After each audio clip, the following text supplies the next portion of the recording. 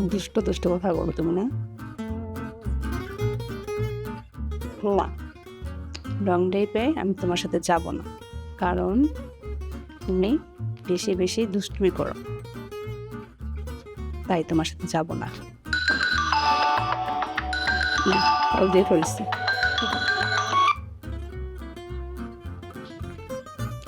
Hello,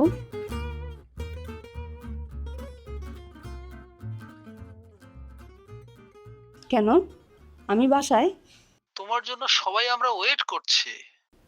বাবা এমনিতে অনেক অসুস্থ, আমি যেতে পারবো না, আর আমার কাছে এমনিতেও টাকা নেই। বাবা অসুস্থ? তাহলে না আম্মুর কাছ থেকে টাকা নিয়ে আসো। আরে না, বাবার থেকে মা খুব ভয়ঙ্কর, আমি মার থেকে টাকা চেতে পারবো না। ভাইয়া মার থেকে টাকা চেয়েছিল, মা তো বাসার মধ্যে লঙ্কা কাণ্ড বাঁধিয়ে দিয়েছে। তাহলে আজ পার্টির কি হবে? তোমার না গার্লফ্রেন্ডের টাকায় চলতে চলতে তোমার অভ্যাসটা খারাপ হয়ে গেছে। তোমার না আসলে কিচ্ছু করার চেষ্টা নাই।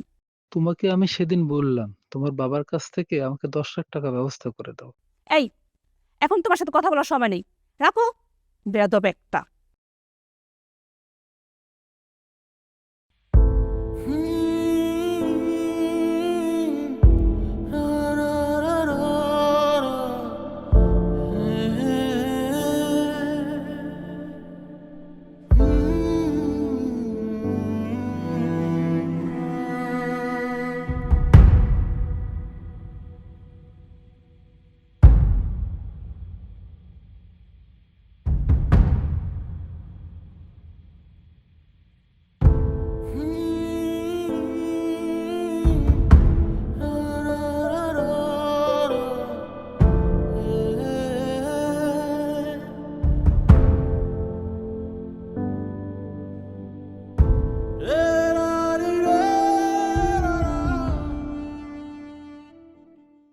হ্যালো, আসসালামু আলাইকুম। ওয়ালাইকুম সালাম। কে বলছেন প্লিজ? আমি আফরান চৌধুরী। কি ব্যাপার, চুপ করে আছেন যে? না, মানে স্যার আপনি হঠাৎ করে আমাকে ফোন দিলেন। একটা দরকারে ফোন দিয়েছি। কেন, আপনি কি ডিস্টার্ব হয়েছেন নাকি ব্যস্ত, কোনটা?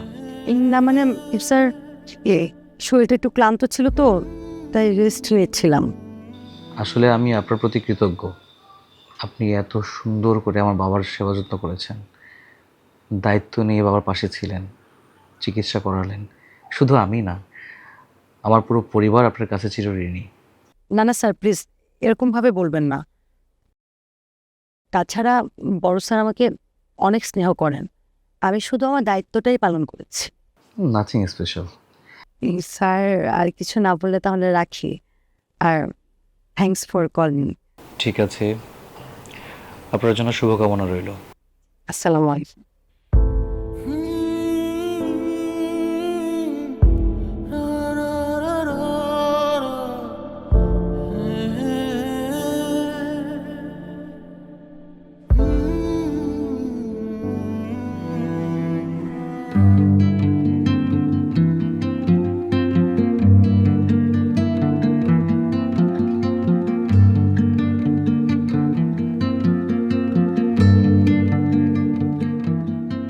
স্যার, স্যার, একটা সুখবর আছে।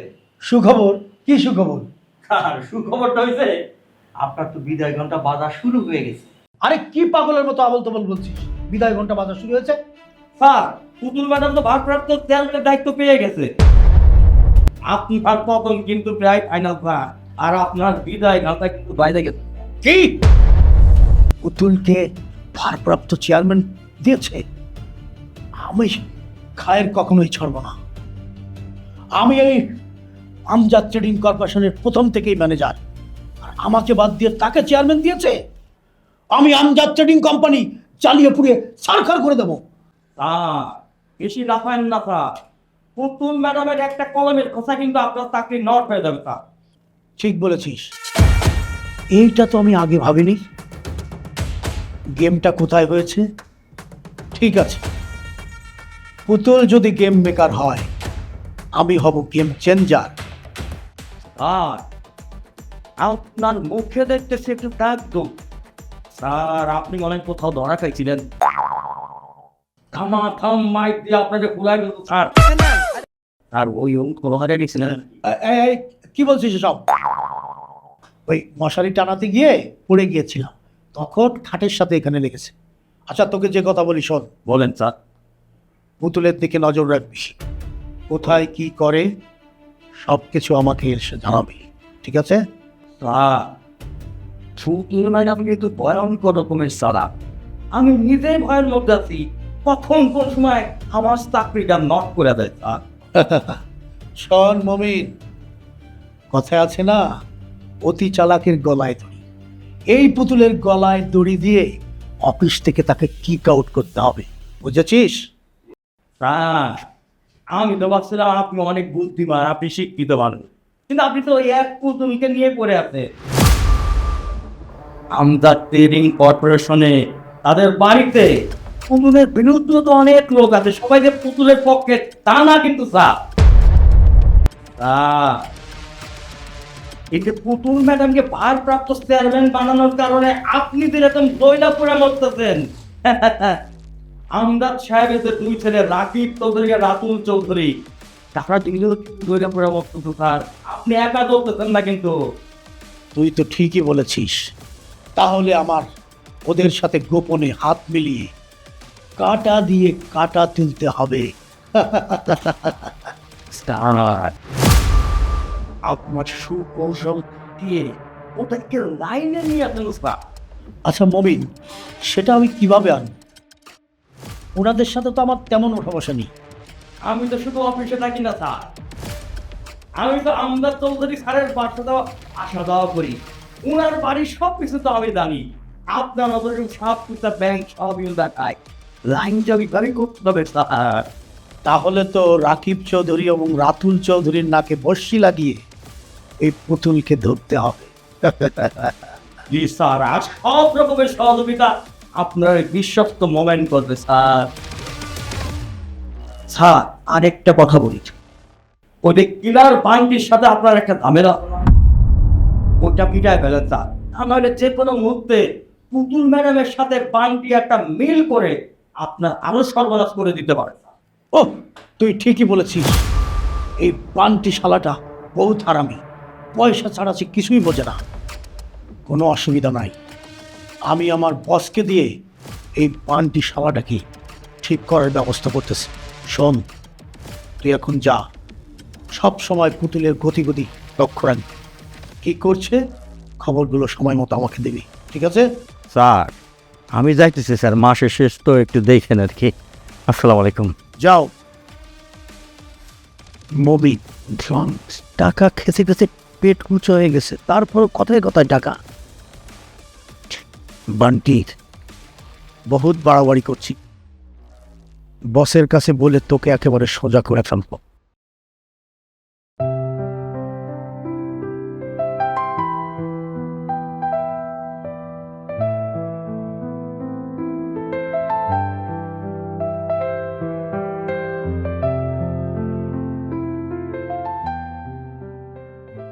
বাবা, কি হয়েছে? তোমাকে এত বিচলিত লাগছে কেন? মারে, আমি বলছিলাম কি, এই চাকরিটা তুই ছেড়ে দে। বাবা, চাকরিটা ছেড়ে দেবো মানে মানে কি হয়েছে? কি আমি এখন একটা চ্যালেঞ্জিং পদে আছি, আমার উপর এত দায়িত্ব, তুমি আমাকে অ্যাপ্রিসিয়েট করবে তা না করে বলছো চাকরি ছেড়ে দিতে। বাবা, ও আপনি কি কেউ কিছু বলেছে? হ্যাঁ বলেছে, শুধু বলে নাই, আমার বাসায় এসে আমাকে হুমকি দিয়ে গেছে, পিস্তল দেখিয়েছে এবং বলেছে তোমাকে এবং তোমার মেয়েকে দুনিয়া থেকে সরিয়ে দিব। কি করবে বাবা? কে? ওই যে মহল্লার মাস্তান, কি জানি বান্টি না পান্টি। বাবা, উনি এসে ভয় দেখালো আর তুমি ভয় পেয়ে গেলে? তুমি ভুলে গেছো আমি তোমার মেয়ে, আমাকে তুমি শিক্ষা দিয়েছ। মারে, আমার বড্ড ভয় হচ্ছে, এই অসৎ লোকদের সাথে তুই কুলিয়ে উঠতে পারবি না, তাই বলছি তুই চাকরিটা ছেড়ে দে, ছেড়ে দে। ওরা এসে তোমাকে ভয় দেখালো আর তুমি ভয় পেয়ে গেলে? তুমি কি ভুলে গেছো? তোমার আমি তোমার কাছ থেকে শিক্ষা পেয়েছি। কিভাবে এই জীবনের যুদ্ধ করতে হয় সেটা তুমি আমাকে শিখিয়েছো। তাছাড়া আমজাদ সাহেব আমাকে একটু বিশ্বাস করে, ভরসা করে। বিশ্বাস আর ভরসা আমি ভাঙতে পারবো না। উনি আমাকে যে দায়িত্ব দিয়েছে সেটা আমি নষ্ট করতে পারবো না। স্যার, এখন একটা বিপদের মধ্যে আছে, আর এখন ওনাকে আমি ছেড়ে দেবো? ইম্পসিবল। তার জন্য যদি আমার মরণ হয় তাহলে হবে। ওই যে ম্যানেজার খায়ের, হ্যাঁ, আমদার সাহেবের সাবেক ব্যবসায়িক পার্টনার ওই শ্রাবণ সাহেবের সাথে মিশে ব্যবসাটাকে একটা ধ্বংসের পথে নিয়ে যাচ্ছে। মারে মারে, তোর মুখে যা শুনলাম, ওরা টার্গেট করেছিল তোকে এবং আমদার সাহেব দুজনকে মেরে ফেলতে। ভাগ্য না তোরা বেঁচে গেছিস মা, তোরা বেঁচে গেছিস। মারে, আমি চাই না যে এই অফিস থেকে আমাকে ষড়যন্ত্র করে বের করে দিয়েছিল, সেই ষড়যন্ত্রে তোকে অফিস থেকে বের করে দে। আমি এটা চাই না রে মা, আমি এটা এমন কিছুই হবে না। তুমি অযথাই চিন্তা করো না। আর একটা কথা শুনে রাখো, আমি বেঁচে থাকতে কেউ আমজাদ সাহেবের একটা চুরো নাড়াতে পারবে। তুমি এসব নিয়ে টেনশন করো না। তোমার শরীর এমনিতেই অনেক খারাপ। আমি সব কিছু দেখে রাখবো। আমার প্রথম ভরসা রাখো। ওষুধ খেয়েছো? হ্যাঁ হ্যাঁ খুশি। তো আমার লক্ষ্মী বাবা, এখন যে শুয়ে পড়ো, যাও যাও। ঠিক আছে, সাবধানে থাকিস মা, সাবধানে থাকিস।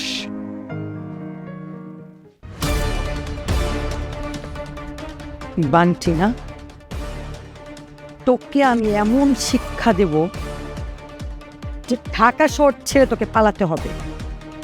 আমি পুতুল মেয়ে বলে আমাকে দুর্বল ভাবিস না।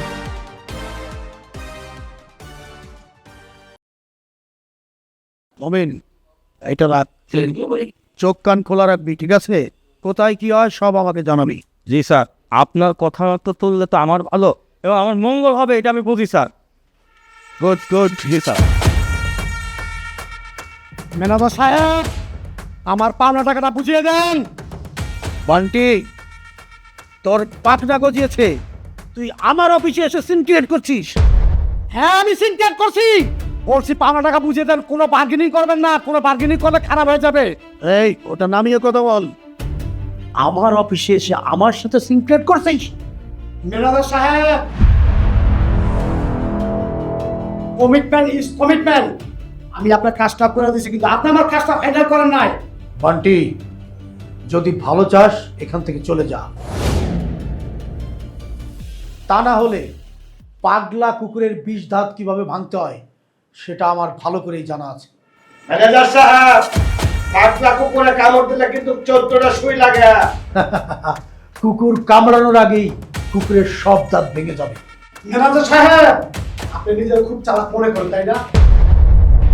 আপনার সমস্ত গোপন তথ্য আমার মোবাইলে রেকর্ডিং করা আছে, আমি সব ফাঁস করে দেব। আর সেই বিষয়টা যদি পুতুল ম্যাডাম আমজাদ চৌধুরী জানে, তাহলে আপনার কি হবে আপনি কি জানেন? আপনি কি কিছু বুঝেন? ম্যানেজার সাহেব, 24 ঘন্টার ভিতরে টাকা না দিলে কিন্তু দুনিয়া থেকে সরিয়ে দেব। এই বান্টি এই মুখ দিয়ে যা বলে তাই করে। যদি 24 ঘন্টার ভিতরে আপনি কথা না রাখেন, তাহলে আপনাকে আমি পৃথিবী থেকে সরিয়ে দেব। কথাটা যেন আপনার মাথায় থাকে। কথাটা মাথায় রাখেন। 24 ঘন্টা পারব, তারপরে দেখা যাবে এই পৃথিবীতে কে থাকে আর কে না থাকে।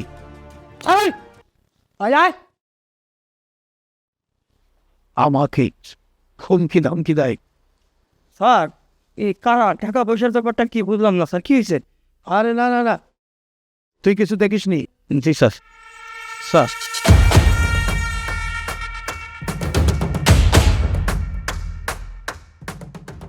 আমাকে আমার অফিসে এসে থ্রেট করে, আর্মস ঠেকায়। আমি ওর 12টা বাজিয়ে ছাড়।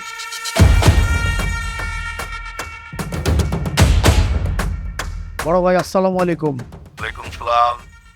ওই পানটি কিন্তু খুবই ঝামেলা করতেছে। আমার অফিসে এসে আমাকে অস্ত্র ঠেকায়। আচ্ছা, বুঝতে পেরেছি। আমি বান্টিকে টাইট দিয়ে দিচ্ছি, সে তোমাকে আর ডিস্টার্ব করবে না। বস, আর একটা কথা, এই যে আমাদের অফিসে কাল নাগিনী পুতুল, তার জন্য তো আমি সুবিধা করতে পারছি না। সে তো কথায় কথায় ফুস করে ওঠে। কাল নাগিনীর 20 দাঁত কিভাবে ভাঙতে হয় সেটা আমি দেখব। সেটার জন্য উজার প্রয়োজন নেই। বস, সে তো চেয়ারম্যান স্যারের দুধ কলা খায়, আমার পোষ কিভাবে মানবে? সাপ যখন গর্তে ঢোকে লেজ সোজা করেই ঢোকে, শুধু সময়ের ব্যাপার। বুঝতে পেরেছি বস। আসসালামু আলাইকুম।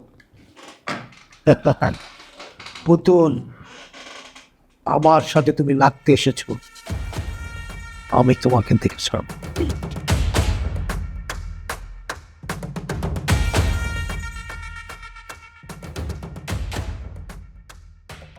খোকা ঘুমালো, পাড়া জুড়ালো, বর্গি এলো দেশে, বুলবুলিতে ধান খেয়েছে, ঘাস না দিবে কিসে।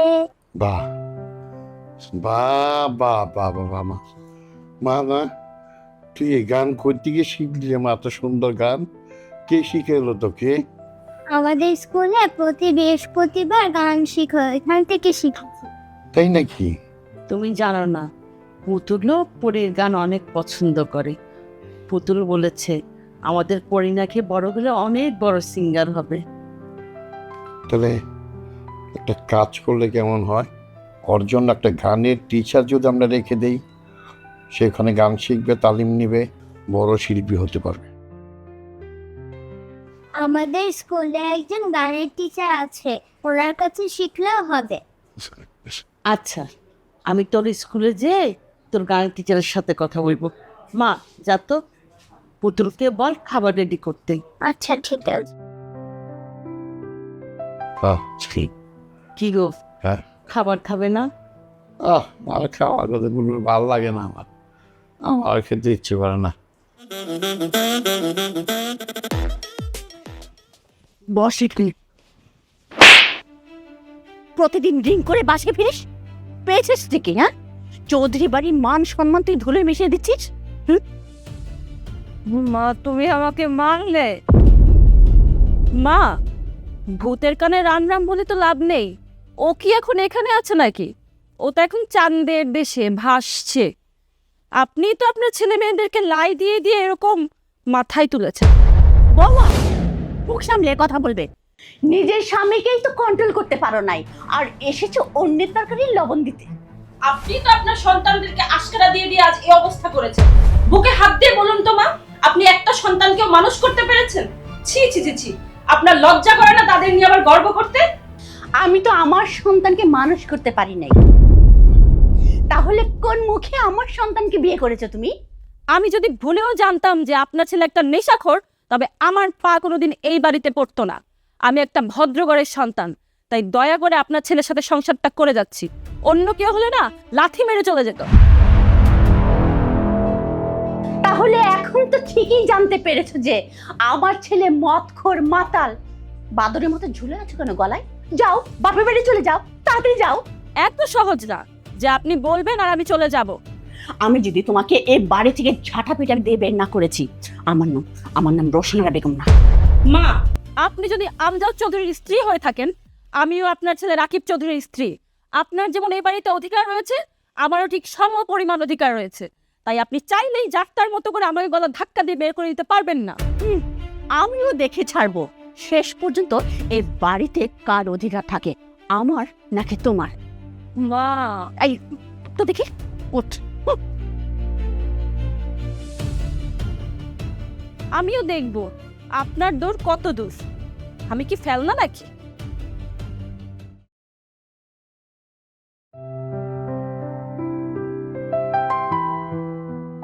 Madam, good morning.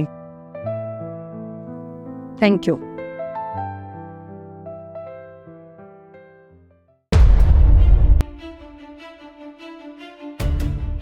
তোমাকে না কতবার বলেছি আমার চায়ে চিনি কম দিবে। ম্যাডাম, আমি একটু চিনি বেশি খাই তো, এর জন্য দিয়ে ফেলছি। Sorry madam.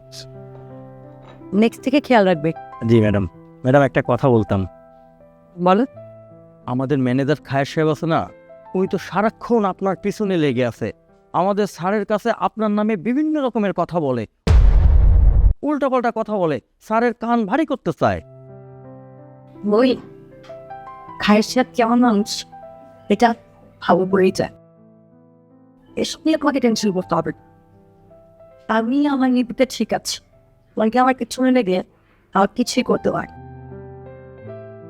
তাছাড়া আমাকে এই চেয়ারটাতে কে বসিয়েছে তা তো নিশ্চয়ই তোমরা জানো। যে আমাকে চেয়ারটাতে বসিয়েছে শুধুমাত্র তার কথাই দিয়ে যাকে ছাদের তারপর ম্যাডাম আপনি একটু সাবধানে থাকেন। ফ্লাউন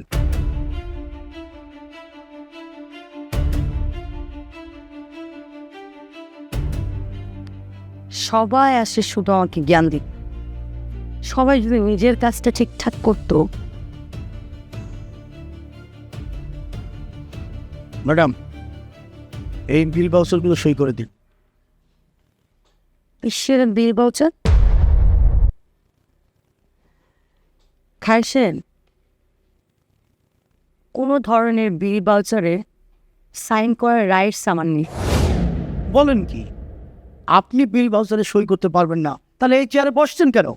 আপনি কি এই আমজাদ ট্রেডিং কোম্পানির লাল বাতি চালাতে চান? যদি আমি আপনার মতো ধ্বংস চাইতাম তাহলে এমডি স্যার আমাকে এই চেয়ারে বসাতেন না। আর এই চেয়ারে বসার পর সর্বপ্রথম আমার চোখে কি পড়েছে খায়ের সাহেব জানেন?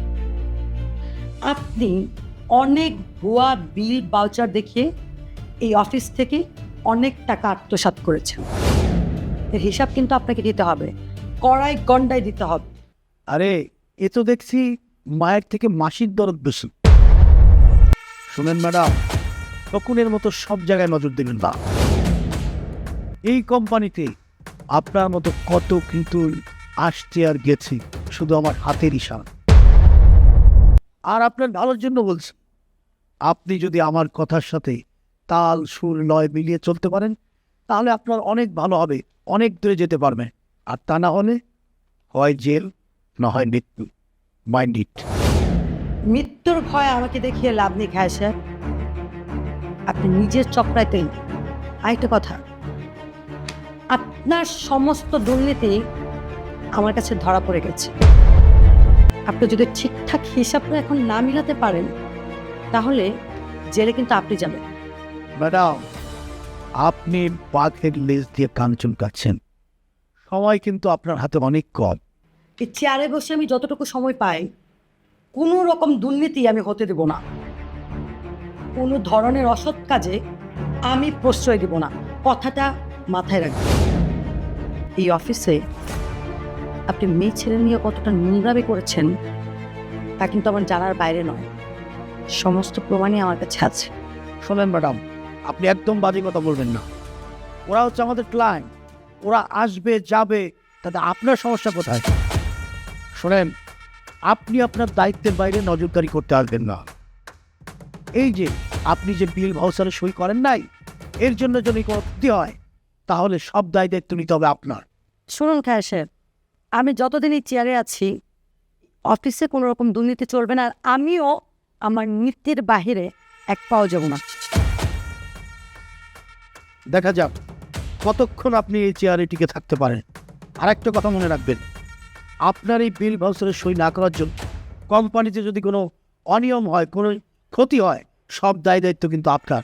Mind it. হ্যাঁ সাহেব, আপনি আমাকে যা ভেবেছেন আমি কিন্তু তা না। দেখা যাক কে কার কি করতে পারে।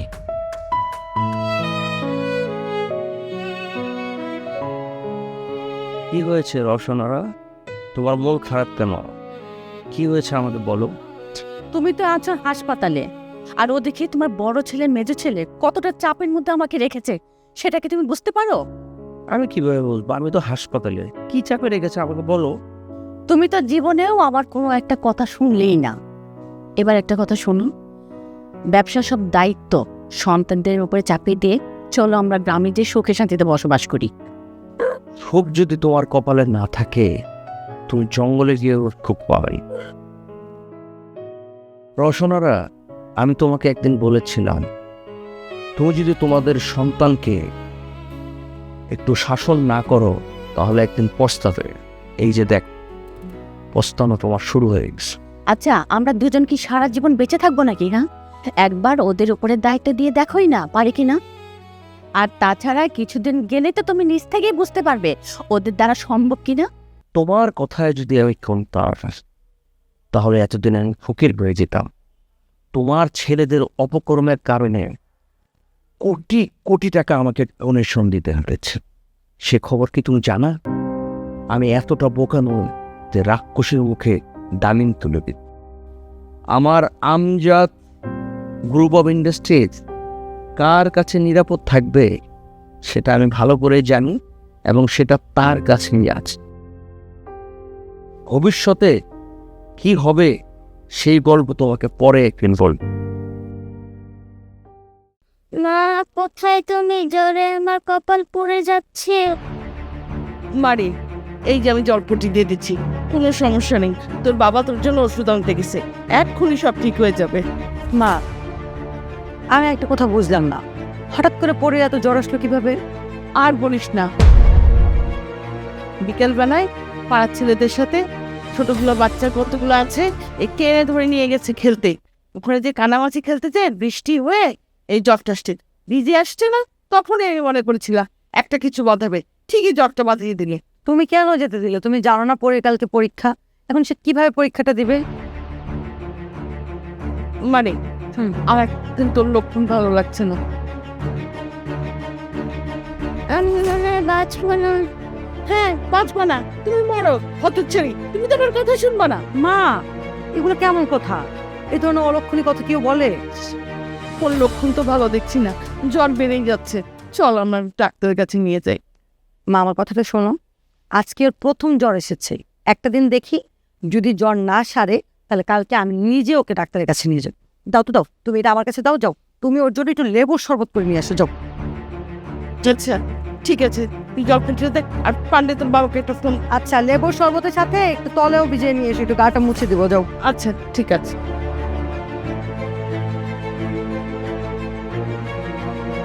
কাকু, আমার গা পুড়ে যাচ্ছে। ঠিক হয়ে যাবে শোনা, ঠিক হয়ে যাবে।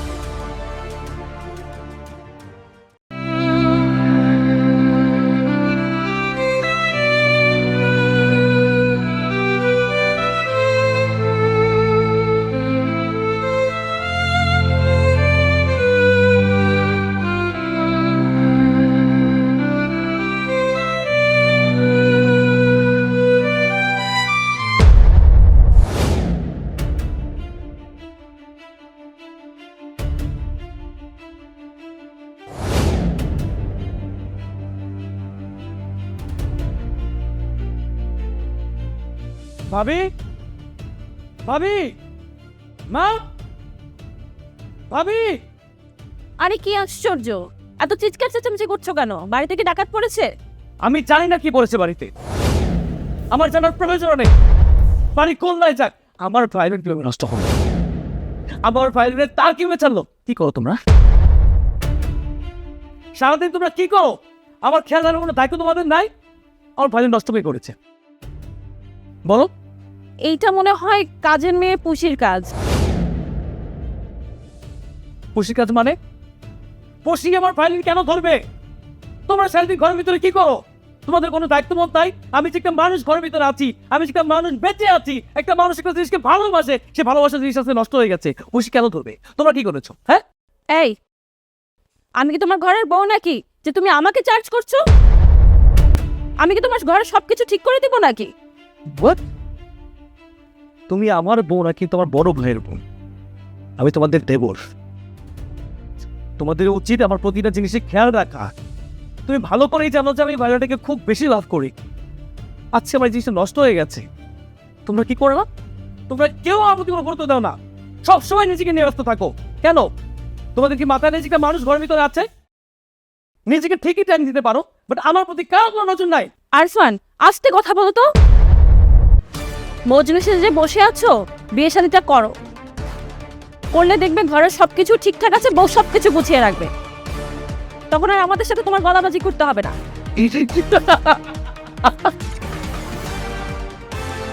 Part of jokes seriously.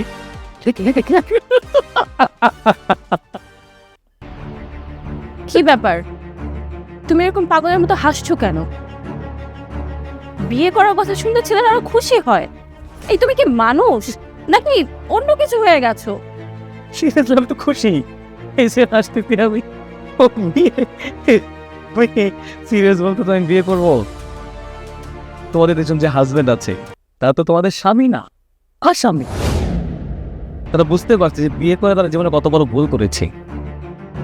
দিল্লিকার laddu খেতে গিয়ে জীবনে এত বড় ভুল আমি করতে চাই না। এসব বিয়ে নামক গণ্ডিতে আমি চড়াতে চাই না। আমি এভাবেই ভালো আছি। এসব আলতো ফালতু বুদ্ধি দেওয়ার চেষ্টা আমাদের করো না। আই লাভ মাই ভাই। আচ্ছা শোনো আরফান, আমি তোমার সব কথাই বুঝতাম, কিন্তু আমি তোমার বড় ভাবি, আমি তো তোমার খারাপ চাই না। বলো, তুমি যে যন্ত্রণাতে ভুগছো এটা জাস্ট ছেড়ে দাও না, ফেলে দাও। পাস্ট ইজ পাস্ট, এটা মেনে নাও। যে চলে গেছে সে চলে গেছে, এখন তুমি নতুন করে জীবন সাজাবে। এই যে ভায়োলেন্টটা নিয়ে পড়ে থাকো, এটা কি কোনো জীবন? একটা মানুষের ভালোবাসা কি কখনো ভায়োলেন্ট দিয়ে পূরণ হতে পারে? তুমি বলো। তুমি নতুন করে চিন্তা করো, জীবনটাকে নিয়ে নতুন করে ভাবো প্লিজ।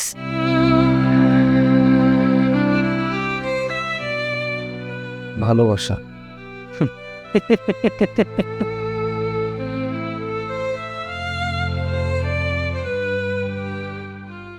একমাত্র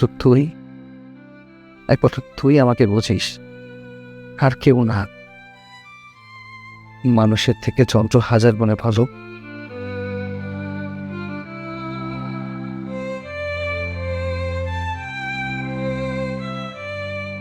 যন্ত্র কথা শুনে কিন্তু মানুষ কথা রাখে না।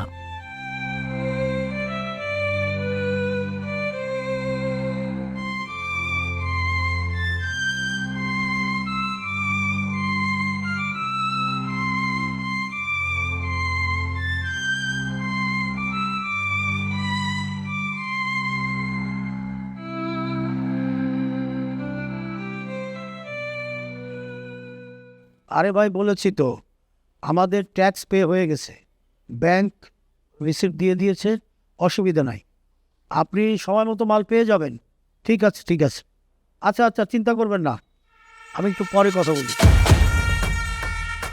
ব্যাপার, সেদিন তো আমার অফিসে এসে আমার সামনে, আমার কর্মচারীর সামনে সিনক্রিয়েট করেছিস, এখন কি কুকুরের লেজ গুটিয়ে গেছে? ম্যানেজার সাহেব, আমি না বুঝে আপনার সাথে অনেক বেয়াদবি করেছি। আপনি আমার ক্ষমা করে দিন ম্যানেজার সাহেব, আমার ক্ষমা করে দিন ম্যানেজার সাহেব। গুরু শিষ্য না মানলে রাধা বৃন্দাবনে বাস করতে পারে না। তুই কুকুর হয়ে বাঘের সাথে লড়তে চেয়েছিস। ম্যানেজার সাহেব, আমার বড় ভাই আমার 24 ঘন্টা টাইম দিছে, আমার বাচ্চা মরা সম্পূর্ণ আপনার উপর নির্ভর করছে ম্যানেজার সাহেব। বাঁচা মরার মালিক তো আল্লাহ, সব কিছু তার হাতে। আমার তো কিছু করার নেই। তোর যতদিন হায়াত আছে তুই ততদিনই বাঁচবি। ঠিক আছে, তবে ভুল করলে ভুলের যদি শাস্তি না দেওয়া হয় তাহলে সেই ভুল সে বারবার করতে থাকে। বিষয়টা আমি দেখছি। ভাই এই ওঠেন, পাও ছাড়েন। সেদিন তো খুব শিয়ালের মতো লাভ লাভ মারতেছিলেন, স্যারের সাথে কত বেয়াদবি শুরু করছিলেন। হ্যাঁ, আজকে আবার বিড়ালের মতো ম্যাও ম্যাও করতেছেন কেন? স্যার, এত করে যখন মাপ চাইতেছে মাফ করে দেন, একটা চান্স দেন স্যার। ক্ষমা করতে পারি, তবে তোমাদেরকে আমার কথা শুনতে হবে। ডানে বায়ের কথা জানি কাক পক্ষেও টের না পায়। ঠিক আছে? আমি যেভাবে তোমাদের কাজ করতে বলবো তোমরা সেভাবেই করবে। হ্যাঁ ম্যানেজার সাহেব, আমি রাজি। আপনি ঠিক যেভাবে বলুন কাজ করতে, ঠিক সেভাবে কাজ করবো। শোন, আমার সাথে ক্ষমতা দেখাতে আসবি না। আমি যেভাবে বলবো সেভাবেই কাজ করবি। ঠিক আছে? ঠিক আছে ম্যানেজার সাহেব, আপনি যেমনে বলবেন ঠিক আমি ওইভাবে কাজ করুন। যা।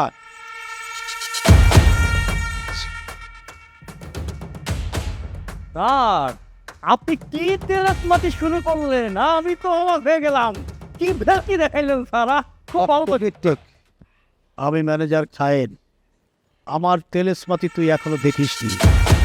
তবে একটা কথা মনে রাখবি, চোখ কান খোলা রাখবি, সব কিছু দেখবি, সব ভিতরে থাকবি, কেউ যেন না জানে। ঠিক আছে? আর আপনি তো বস কোয়ালিটি লোক স্যার। আমি এই স্যালুট। আমি এই আমজাদ কোম্পানিকে, আমজাদ ট্রেডিংকে তছনছ করি, সব কিছু আমার হাতের মুঠায় গ্যাস করেছে। চান্দিওয়ান সিলিন্ডার 2 আবার সাব ইন্সপেক্টর কাসেম, এই দেখেন তো মিতালি গার্মেন্টসে ওই যে শ্রমিকটা গন্ডগোল করছে, ওখানে কি হয়েছে প্লিজ একটু জানান তো তাড়াতাড়ি, ইমার্জেন্সি যান, ওখানে যান। ওকে স্যার, জানাচ্ছি স্যার। আচ্ছা থ্যাংক ইউ, যা তাড়াতাড়ি আমাকে জানান। হ্যাঁ ওয়ালাইকুম আসসালাম, আমি ইন্সপেক্টর মজবুর বলছি। জি প্লিজ, কে বলছিলেন? আমি আমজাদ চৌধুরীর ওয়াইফ রসনারা বলছিলাম। আমার হাজবেন্ডের অ্যাক্সিডেন্টের বিষয়টা অভিযোগ করেছিলাম, আপনি কি ব্যবস্থা নিলেন? হ্যাঁ ম্যাডাম, আমি আপনার অভিযোগটা পেয়েছি, আমি অচিরেই খুব তাড়াতাড়ি আসবো। আমি এখন একটু ব্যস্ত, আমি পরে আসতেছি, আপনার এখানে আসবো। দেখুন, আপনি যদি অ্যাকশন না নেন তাহলে আপনার ঊর্ধ্বতন কর্মকর্তাকে বিষয়টা জানাতে বাধ্য হব। কিন্তু আপনি টেনশন নেবেন না, এই বিষয়টা আমি গুরুত্ব সহকারে দেখছি। চান্দিওয়ান সিলিন্ডার 2 আবার কাসেম, কী অবস্থা আপনার মিতালি গার্মেন্টসের? আচ্ছা ওকে, থ্যাংক ইউ, ব্যবস্থা নেন।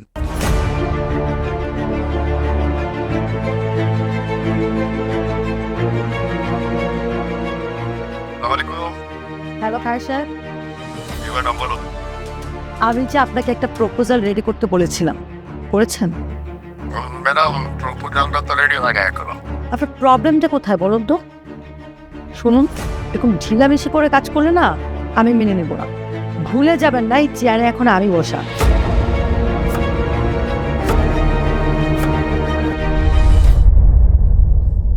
স্যার, এটা আপনার জন্য। Thank you. স্যার আপনি বললেন না তো ফুল কিসের জন্য? শুভেচ্ছা জানালাম, অফিসে এত বড় দায়িত্ব পেয়েছেন, এই জন্যই আপনাকে শুভেচ্ছা জানার জন্য আসলাম। কি আপনি খুশি হননি? না শিওর, আমি ধন্য। Please please sit down. Thank you. Sir তো কি খাবেন আপনি, গরম না ঠান্ডা? না না প্লিজ, বাবার মুখে আপনার কথা অনেক শুনেছি, অনেক প্রশংসা করেছে বাবা আপনার। বাবা আপনাকে অনেক বিশ্বাসও করে। আমার শুধু একটাই রিকোয়েস্ট, আমার বাবার বিশ্বাস কখনোই ভাঙবেন না। স্যার আপনি কি খাবেন, ঠান্ডা না গরম? না না, এত ব্যস্ত হবেন না। অ্যাকচুয়ালি স্যার টাইমটা আপনি জীবনে ধন্যবাদ দিব। আজকে প্রথম আমার কাজে জয়েন, আর আজকে আপনি নিজে সময় বের করে আমার জন্য বই নিয়ে এসেছেন। Sir special thank you so much. না না, থ্যাংক ইউ দেওয়ার কিছু নাই। আমার দায়িত্বের জায়গা থেকে আমি আপনাকে শুভেচ্ছা জানাচ্ছি, যেহেতু আপনি একজন ভালো মানুষ। আপনার কাছে শুধু একটা রিকোয়েস্ট, আমার বাবার বিশ্বাসটা ভাঙবেন, সবসময় মনোযোগ দিয়ে কাজ করবেন, আমার বাবার সম্মানের কথা চিন্তা করুন। স্যার সত্যি বলতে বড় স্যারের কাছে আমি একটু কৃতজ্ঞ। অফিসে এত এত মানুষ থাকতে উনি আমার উপরই ভরসা করেছে। আমি চেষ্টা করব এবার ভবিষ্যৎটা রক্ষা করার জন্য। সরি স্যার, আমার এখন একটু উঠতে হবে, স্যারের কাছে যেতে হবে, কিছু ফাইল আছে যেগুলো সাইন করাতে হবে। ওই টুমটি স্যার। আবার মানে আরেকটা দরকারে আপনার কাছে এসেছিলাম, সেটা তো বলাই হয়নি। আমার 50,000 টাকা ক্যাশ লাগবে, আপনি একটু ম্যানেজ করে দিন। সরি স্যার, আসলে আমি তো আর এখন অ্যাকাউন্টের দায়িত্বে নেই। তাছাড়া এই ব্যাপারটার জন্য স্যারের পারমিশন লাগবে। স্যারের পারমিশন ছাড়া মনে হচ্ছে না আমি বললেও হবে। তাহলে কি আমি খালি হাতে ফেরত যাব? বিষয়টা একটু বিবেচনা করবেন না? সরি স্যার, আসলে আমার কাছে এখন ওই পরিমাণ ক্যাশও নেই যে আমি আপনাকে লোন দিতে পারবো। আমার মনে হয় আমি এই ব্যাপারটা নিয়ে একটু স্যারের সাথে কথা বলি। আমাকে একটু সময় দিন, আমি স্যারের সাথে কথা বলে আপনার বিলটা পাস করে দেব, আর কাজটা হয়ে গেলে আমি আপনাকে কল করে দেবো স্যার। বাহ, চমৎকার। এর দ্বারা আমি বুঝলাম যে আপনি 100% দায়িত্বশীল। না, আমার বাবা আসলে জ্ঞানী মানুষ, উনি বুঝে শুনে একটা মানুষকে দায়িত্ব দিয়েছে যে তার দায়িত্বটা রক্ষা করতে পারবে। সত্যি ভালো লাগলো। Okay, take care your job, by.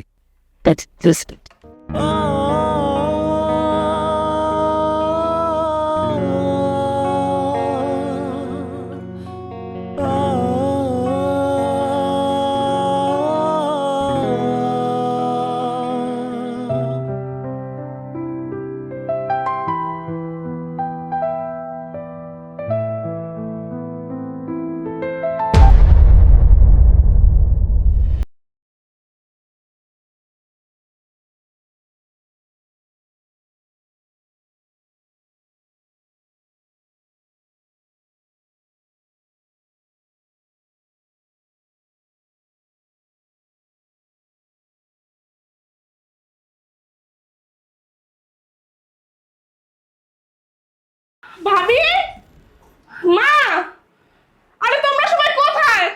বাড়িতে ডাকাত পড়ছে। আরে বসে কি হয়েছে? এত চিৎকার চেঁচামেচি করছো কেন? বাড়িতে কি ডাকাত পড়েছে নাকি? ভাবি, আমার রুমে ডাকাতি হয়েছে। আমার নেকলেসটা খুঁজে পাচ্ছি না। এটা নিশ্চয়ই পুষির কাজ। ও কিছুক্ষণ আগে এসে আমার রুম পরিষ্কার করে দিয়ে গেছে। দেখো ভাবনা, ঠান্ডা হও। প্রমাণ ছাড়া কারো বিরুদ্ধে অভিযোগ করা কিন্তু ঠিক না। আর তাছাড়া বাড়িতে তো জিন ভূত আসেনি যে তোমার নেকলেস নিয়ে চলে যাবে। তুমি না কিছুক্ষণ আগে বাইরে গিয়েছিলে, কোথাও রেখে আসোনি তো? ভালো করে মনে করে দেখো। আপনাকে কে বলছে যে আমি বাইরে গিয়ে নেকলেসটা রেখে এসেছি? আমি নেকলেসটা এখানেই রেখেছিলাম। আর ঘর থেকে নেকলেসটা কি উধাও হয়ে যাবে? এখন চিৎকার চেঁচামেচি করে নাকি তোমার নেকলেস হেঁটে হেঁটে চলে আসবে? ভালো করে দেখো কোথায় রেখেছো। কোথায় রাখলাম আমি? এই, তুমি কি বাড়ির বাইরে গিয়েছিলে কেন? আমি বাড়ির বাইরে গেছিলাম, এটা তোকে কে বলবো? আশ্চর্য, এই যে ভাবি যে বলে গেল, ভাবি কি মিথ্যা কথা বলে গেছে? আমি কোনো বাড়ির বাইরে যাইনি। আর বড় ভাবি যে মিথ্যা কথা বলে এটা তো সবাই জানে। সে বানিয়ে বানিয়ে ইচ্ছা করে মিথ্যা কথা বলে যেন তোমার আমার মাঝে ঝগড়া লাগে। আর সে বাড়ির বাইরে গিয়ে কি করে না করে আমি কিছু জানি না মনে করছো? আমি কি কখনো বলে বেড়াই সে কি করে, কই যায়? তুমি চুরি করার জন্য তো বাড়ির বাইরে যাও না, তো স্বীকার করতে অসুবিধাটা কই? দেখো, আমি বাড়ির বাইরে গেলে আমার কোনো কাজে যাই, আমি পার্লারে যাই, আমি শপিং এ যাই। আমি বাড়ির বাইরে যাই মানে তো এই না প্রেম করতে যাই।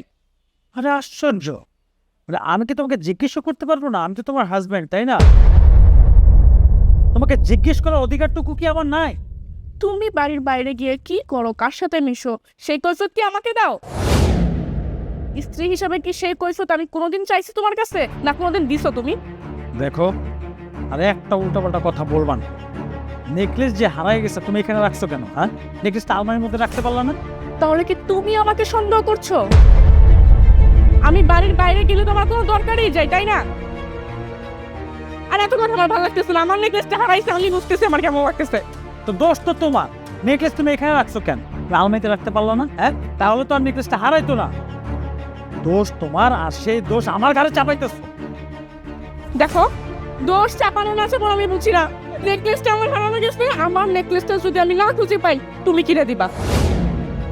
আমি আর কিচ্ছু জানি না। আর যদি না কিনে দিছো, এই শান্তিনী বাসায় নিয়ে আগুন জ্বালায় ছাড়বো। তো চেঁচামেচি না করে নেকলেসটা এখানে রাখছো না কোথায় রাখছো এখানে খোঁজো, তাহলে পাবা। আচ্ছা, নেকলেসটা তুমি আলমারিতে রাখতে পারতো না, এখানে রাখছো কেন? হ্যাঁ, ভুল হয়েছে তোমার।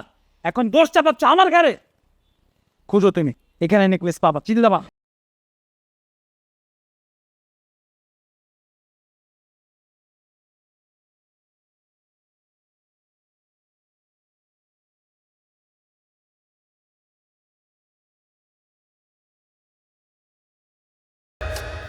কিরে মলাই, বান্টি আইছে, খবর পাই নাই কা?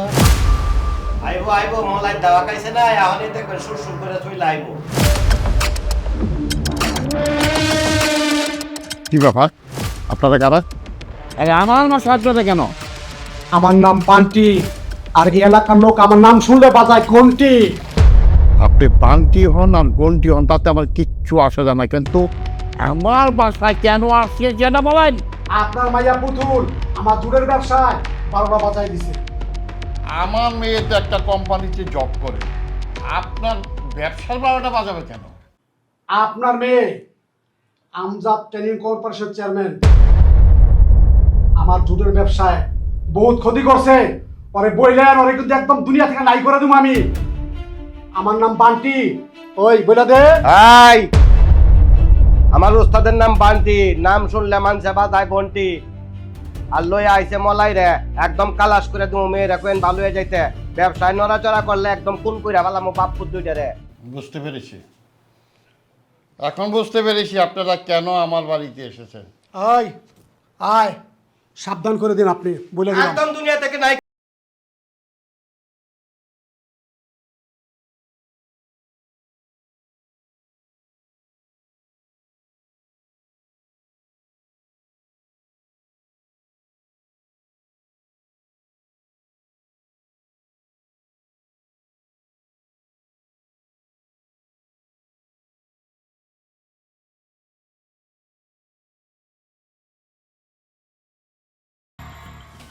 বড় ভাই, পুলিশ কি বলে গেল বলুন খায়ের সাহেব। আরে এদের তো মতিগতি ভালো না, এরা তো নেশা করে, যে জন্য একটু নিয়ন্ত্রণ রাখেন ভাই। ওকে, ভয়ের কিছু নেই, আমি এসপি কে বলে দিচ্ছি, ডোন্ট ওয়ারি। জি ভাই, জি জি।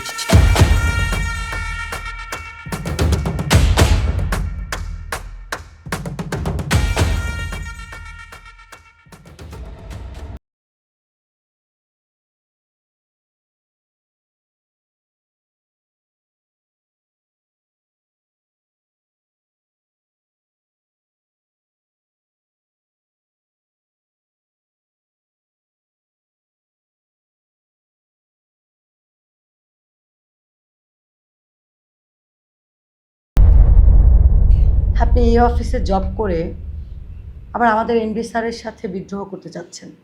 শুনুন পুতুল, আপনি যেটা বলতে চাচ্ছেন না পেঁচিয়ে বলে ফেলুন।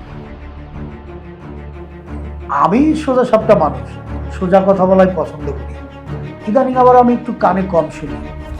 ও তাই নাকি? ইদানিং আবার কানেও কম শুনছেন? তাহলে তো সোজা করে এই কথাটা বলতে হয়। খায়ের সাহেব, যারা কিনা এমডি স্যারকে মারার চেষ্টা করেছিল, পুলিশ তাদের ক্লু খুঁজে পেয়েছে। আমি যতদূর জানি, এমডি স্যারকে মারার পিছনে একটা কালো অদৃশ্য শক্তি কাজ করছে। আর তার মধ্যে আপনিও নাকি একজন। হোয়াট? আরে এটার মধ্যে আপনি আমাকে জড়াচ্ছেন কেন? সেদিন তো আমি ফ্যাক্টরির সামনে ছিলাম না, আমি অফিসে ছিলাম ডিউটিরত অবস্থায়। খায়ের সাহেব, এই আধুনিক যুগে আপনি খুব বোকা। আপনি অফিসে বসে কার সাথে কখন কি কথা বলেন, কাকে কি নির্দেশ দেন, সব অডিও রেকর্ড কিন্তু পুলিশের কাছে চলে গেছে। আপনি জাস্ট রেডি থাকেন, পুলিশ এসে আপনাকে শুধু হাতে হাত করাটা পড়ান। হ্যালো হ্যালো হ্যালো,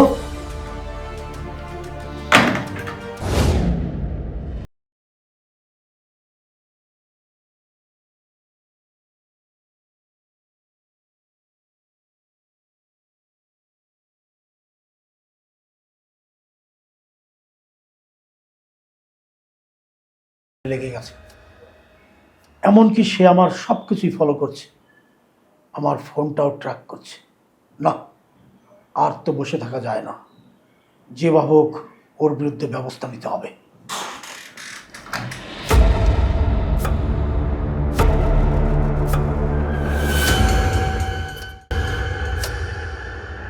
বাবার যে এত বড় একটা অ্যাক্সিডেন্ট হলো, আমি বুঝলাম না তোমাদের কারোর মধ্যে কোনো ফিলিংসই নাই।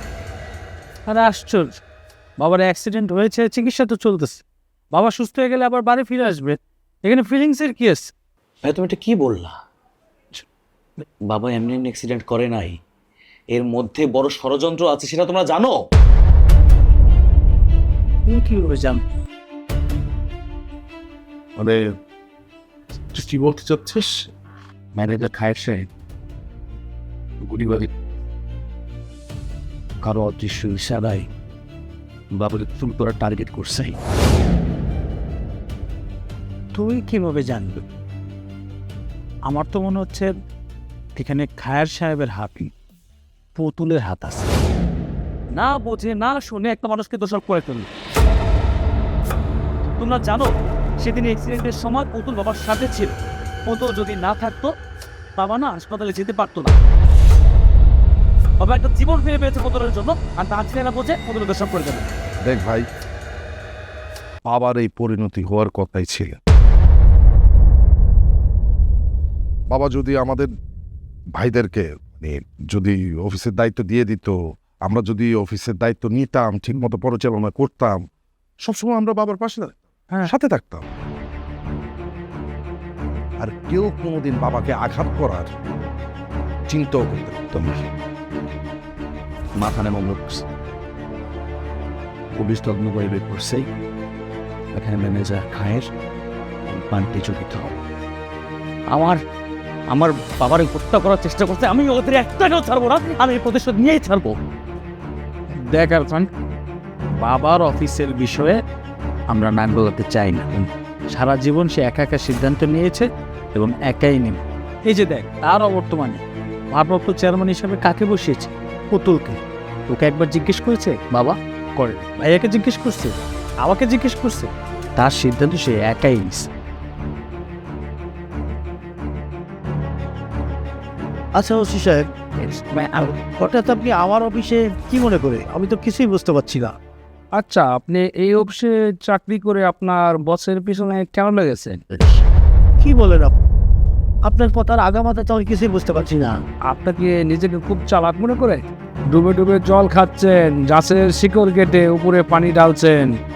ওসি সাহেব, এত রহস্য কথা না বলে সরাসরি বলে ফেল। আমার নির্দেশ ছাড়া এই শহরের বাইরে কোথাও যাইতে পারবেন না। হোয়াট? কেন? আমি কি অপরাধ করেছি?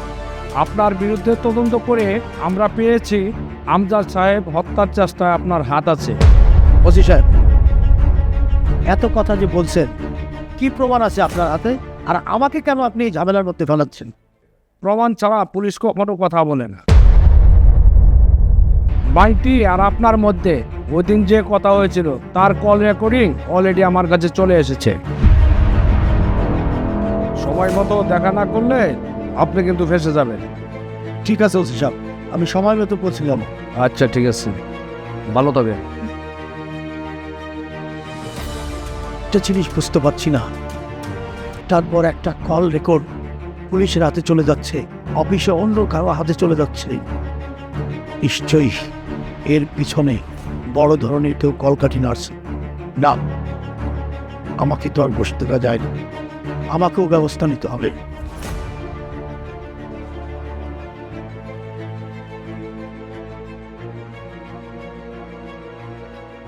থানা থেকে পুলিশ আসছিল। পুলিশ কি বলে গেল বলুন খায়ের সাহেব। আমাদের কল রেকর্ড নাকি তার হাতে। কল রেকর্ড পুলিশের হাতে গেল কিভাবে?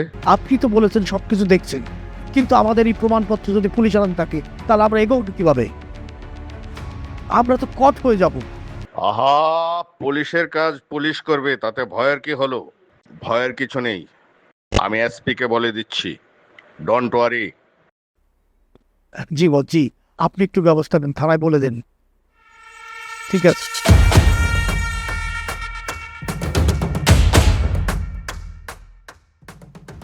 শান্ত এত দেখে রাখ। শায়লা, শায়লা, এই শায়লা, চা নিয়ে তাড়াতাড়ি আসো।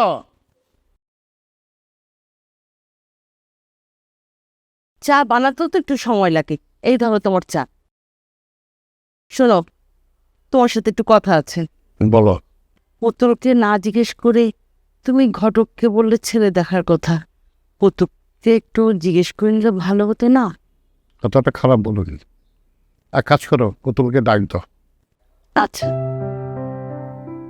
পুতুল, এই পুতুল, এদিকে আয় তো মা। বস, তোর সাথে কিছু জরুরি কথা আছে। বাবা, আমার তো অফিসের টাইম হয়ে গেছে, এখন তো শুনতে পারবো না। কি বলিস? কথাটা তোকে বলা খুবই দরকার। দেখ মা, আমার শরীরের অবস্থা বেশি ভালো না। কখন যে উপরওয়ালা ডাক দিয়ে নিয়ে যায় তার কোনো ঠিক নেই।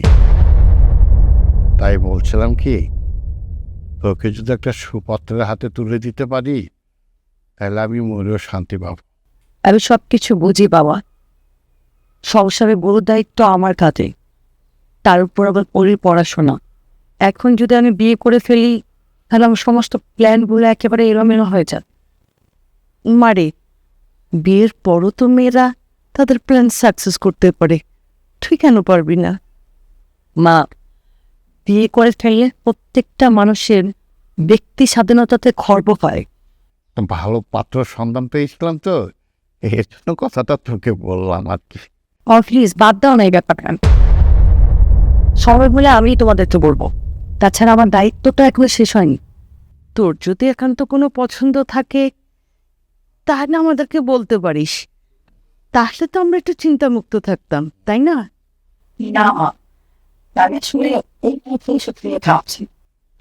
ভালো মন্দ বোঝার বয়স কিন্তু তোর হয়েছে রে মা। আমরা তোকে জোর করব না, তবে আমাদের কথাটা একটু ভেবে দেখিস। বাবা, প্রত্যেকটা বাবা মাই তার সন্তানের খাবার চাই, এটা আমি জানি। কিন্তু প্লিজ তুমি আমাকে আরেকটু সময় দাও, অ্যাটলিস্ট পরে আরেকটু বড় হোক, ও 5 থেকে 6-এ ওঠো। বিয়ের কথা বললেই তো আর হয়ে যাবে না, বিয়ের কিছু আনুষ্ঠানিকতা আছে, সেগুলো করতে করতে অনেক দিন টাইম লেগে যাবে। সমস্যা নেই, তুই তোর মতন কাজ কর, আমরাও দেখে শুনে দেখি ভালো একটা পাত্র খোঁজ পাই কিনা। তোমরা যদি আমাকে এই বাড়ি থেকে বিদায় করে দিতে চাও, আমি তো তাহলে আর এই বাড়িতে থাকতে পারবো না। দেখো, তোমরা যা ভালো মনে করো, আমার অফিসের টাইম হয়ে গেছে, আমি বুঝলাম। পাগল মেয়ে। শোনো, আমাদের মেয়েটা আমাদের মতোই হয়েছে, মা বাপ ছেড়ে কোথাও যেতে চাচ্ছে না।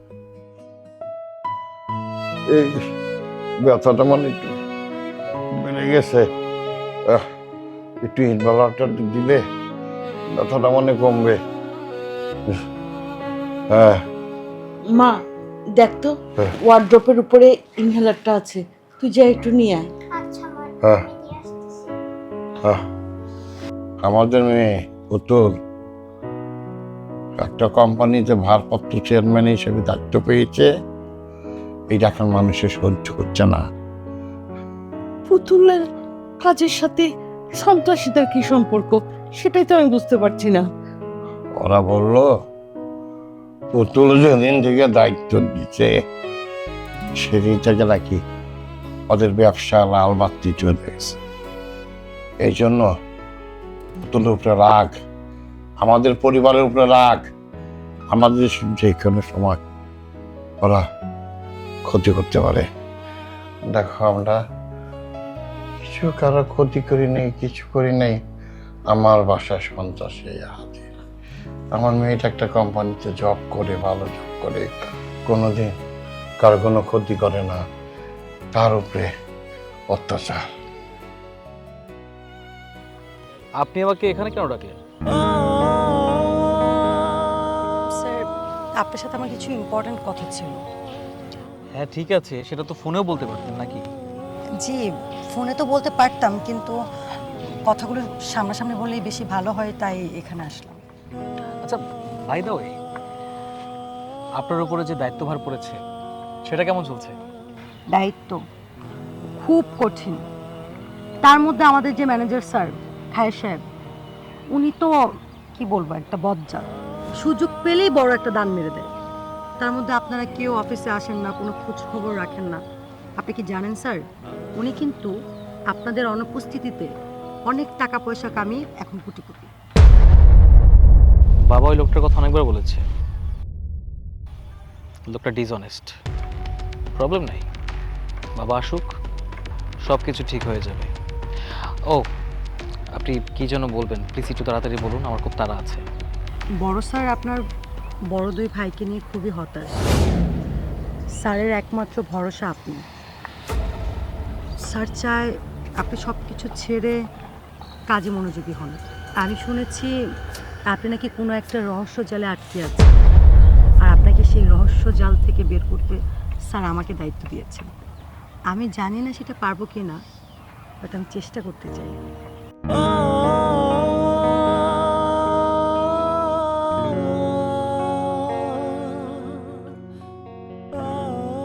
দেখুন, এটা সম্পূর্ণই আমার ব্যক্তিগত ব্যাপার। আমি চাই না আমার ব্যক্তিগত ব্যাপার নিয়ে কেউ ঘাটাঘাটি করুক, ঠিক আছে?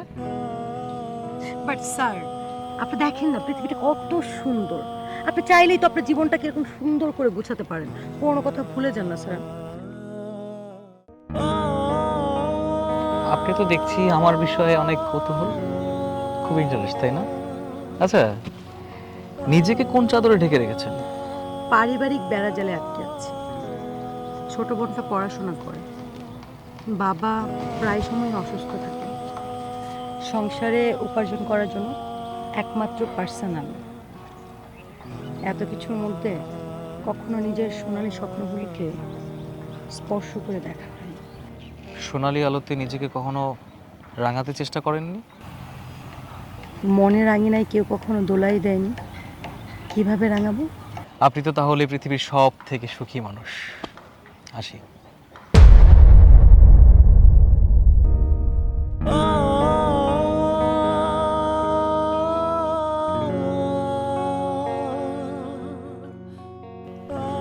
স্যার, আমি আরো বেশি সুখী হব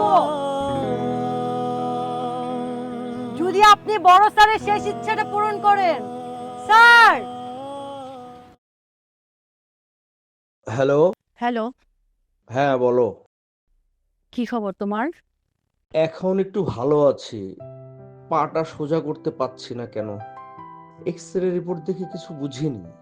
রাতের খাবারটা কি খেয়েছো? ব্যথা একটু কমেনি, পরে খাবো। কিছু একটা খেয়ে তারপর ওষুধটা খেও, আর তা না হলে শরীরটা কিন্তু তোমার খারাপ করবে। তুমি রাতে হাসপাতালে এলে না কেন? কি করে আসবো তোমার কাছে বলো তো? তুমি তোমার ছেলে আর ছেলের বউদের খবর জানো না? সারাক্ষণ উল্টাপাল্টা এক একটা ঘটনা ঘটিয়ে যাচ্ছে। মা মা মা, আমি আর সহ্য করতে পারছি না।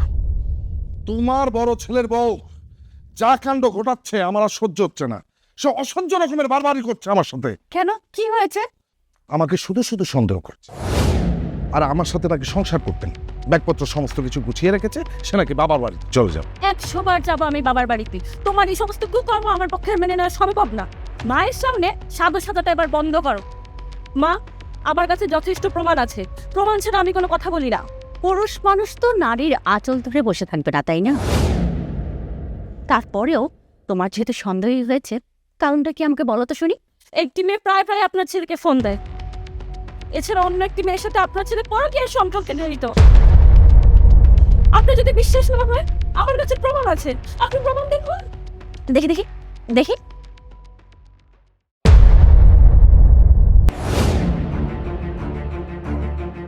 তুমি তো হাই সোসাইটিতে জন্মগ্রহণ করা একটা মেয়ে। এইসব সামান্য ছোটখাটো বিষয় নিয়ে যদি গোলমাল বাজাও, এটা কিন্তু একেবারেই বেমানা। আপনার কাছে বেমানান হতে পারে, তবে আমার কাছে বেমানান না। এর সমাধান আমি চাই। এর সমাধান যদি না হয় তবে আমি তবে তুমি কি কি করবা তুমি? তোমার লাস্ট বারের মতো আমি সতর্ক করে দিচ্ছি, এরপরে যদি কোনোদিন আমার বিরুদ্ধে গোয়েন্দাগিরি করো তাহলে কিন্তু তোমার খবর আছে। তুমি এইবার স্ত্রীর মতো থাকো, চার দেয়ালের বাইরে কোনোদিন লোক দিবে না। আর আমার বাইরে লাইট লিয়া কোনো রকমের মাথা কামাবো না বলে দিচ্ছি। আমার ছেলে তো আর অন্য মেয়েকে বিয়ে করে ঘরে বউ করে আনেনি, তাই না? এখন তুমি কাকে সন্দেহ করবে বলো তো দেখি? আপনার আশকারা পেয়ে পেয়ে আপনার সন্তানের না মানুষ নামে অমানুষ হয়েছে। এর চরম মূল্য একদিন আপনাকে দিতে হবে। আর এই যে তুমি নিজেকে যদি কারেকশন করতে না পারো, তাহলে আমার সাথে সংসার করার কথা ভুলে যাও। দেখছো কত বড় বেয়াদব, আমার পেছনে গোয়েন্দাগিরি শুরু করেছে। দোল দোল দোলনি রাঙা মাথার চিরনি, দোল দোলনি, মাথার চিরনি। এসে যখন যাবো খেয়ে পড়ি। তোর কি এখন গান গাওয়ার সময় না পড়তে বসার সময়? ওর যা পড়তে বসবি, যা। আপু বাবা একটু শুনতে চাইলো। যা পড়তে বসবি। তোর গান পেলে আর বাঁচিস। তুমিও হয়েছ, এখন ওর পড়তে বসার সময় না। বাবা, তোমার শরীরে কি অবস্থা হয়? ভালো না, একদম ভালো না। তারপরে পড়ি একটু গান গুন গায়, একটু আনন্দ দেয়, বই একটু ভালো থাকি মাঝে মাঝে। তুই তো দিদে নষ্ট করিস, সব তো সে বন্ধ করে দিকে। বাবা, তোমার শরীর কেমন এখন? তার আগে বল, আমজাদ সাহেবের শরীরের অবস্থাটা কেমন? স্যারের কথা আর কি বলবো, ভাবলেই কষ্ট হয়। স্টিকটা এখন একটু ভালো আছে। আচ্ছা, হসপিটাল থেকে ছেড়ে দিচ্ছে, এখন বাসায় আছে। কিন্তু জানো, স্যারের না একটা সার্জারি করতে হবে। সার্জারি করার পর 3 মাস রেস্ট নিলে উনি অফিসে আসতে পারবে। বাবা, স্যার বললো স্যার যতদিন না আসবে আমি যাতে স্যারের দায়িত্বটা পালন করি। কি বলিস মা? স্যারের দায়িত্ব মানে এত বড় দায়িত্ব তুই পালন করবি? পারবি তো মা, পারবি? তুই যদি এই দায়িত্ব পালন করতে পারিস তাহলে তো মাশাআল্লাহ, এই স্যার তোর প্রতি কি বলুন। কিন্তু বাবা, আমার একটু ভয়ও লাগছে। আসলে কি আমি স্যারের দায়িত্বটা পালন করতে পারবো? জানো, স্যারের অফিসের কর্মকর্তারা কেমন জানি, এক একদিন কর্মচারী মনে হয় রহস্যের চাদরে ঘেরা। যত রহস্যই থাক, যত ঝামেলাই থাক, স্যার যখন তোকে বিশ্বাস করে দায়িত্বটা দিয়েছে, এই দায়িত্বটা তোকে পালন করতেই হবে। একটা কথা বলতো, ওই অ্যাক্সিডেন্টের ব্যাপারে কি জানি একটা ষড়যন্ত্রের কথা বলছিলি বা? হ্যাঁ বাবা, স্যারের অ্যাক্সিডেন্ট একটা ষড়যন্ত্র। আমি বুঝে গেছি তারা এই কাজটা করছে শুধুমাত্র প্রমাণের অপেক্ষায়। প্রমাণটা শুধু হাতে পাই, আমি কাউকে ছাড়ব না। মারে, তুই ওদের পিছনে কোনো কিছু করতে যাস না, ওরা কিন্তু অনেক ভয়ঙ্কর। মা, ওরা যত ভয়ঙ্করই হোক না কেন, ওদের কাউকে আমি ছাড়ব না। অন্যায়ের কাছে আমি কখনো মাথা নত করিনি, কখনো মাথা নত করবো না। এই তো মনে হচ্ছে তুই আমার মেয়ে, তাহলে মেয়ে না ছেলের দায়িত্ব পালন করতে পারছিস এবং আমার মুক্তি রক্ষা করতে পারছিস। যারা ষড়যন্ত্র করে তোমাকে এই অফিস থেকে বের করেছে, আমি তাদেরকেও ছাড়বো না। এর প্রতিশোধ আমি নিয়েই ছাড়বো। কি রে মা, তোরা দুজনে কি খালি গল্পই করবি, রাতের খাবার খাবি না? বাবা, তুমি ওষুধ খেয়েছো? ওষুধ না, না খাইনি তো। জানতাম তো। খাবার খেয়েছো? না, তাও খাইনি। দেখেছো? ঠিক আছে, আজকে যেহেতু আমি তাড়াতাড়ি চলে এসেছি, সবাই একসাথে মিলে খাবো। চলো আমরা। চলো।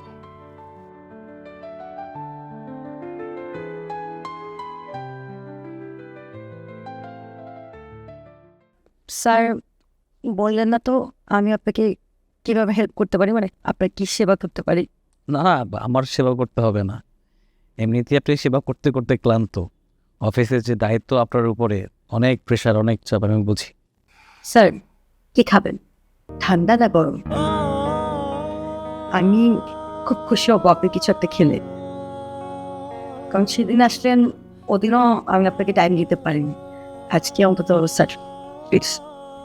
আমার খাওয়া নিয়ে ব্যস্ত হবেন না, আমি কিছুই খাবো না। আচ্ছা, বাই দ্য ওয়ে, আপনার ছোট বোন পরি কেমন আছে? স্যার আমি সো সরি। আসলে স্যার আমারই উচিত ছিল আপনার কাছে যাওয়া, কিন্তু আমার মানে কাজের চাপে স্যার আমি একদম ভুলে গেছি। স্যার আপনাকে দেওয়া থ্যাংক ইউ দেবো। আপনি যদি সেদিন না থাকতেন তাহলে আমার ছোট বোনটা যে কি হতো।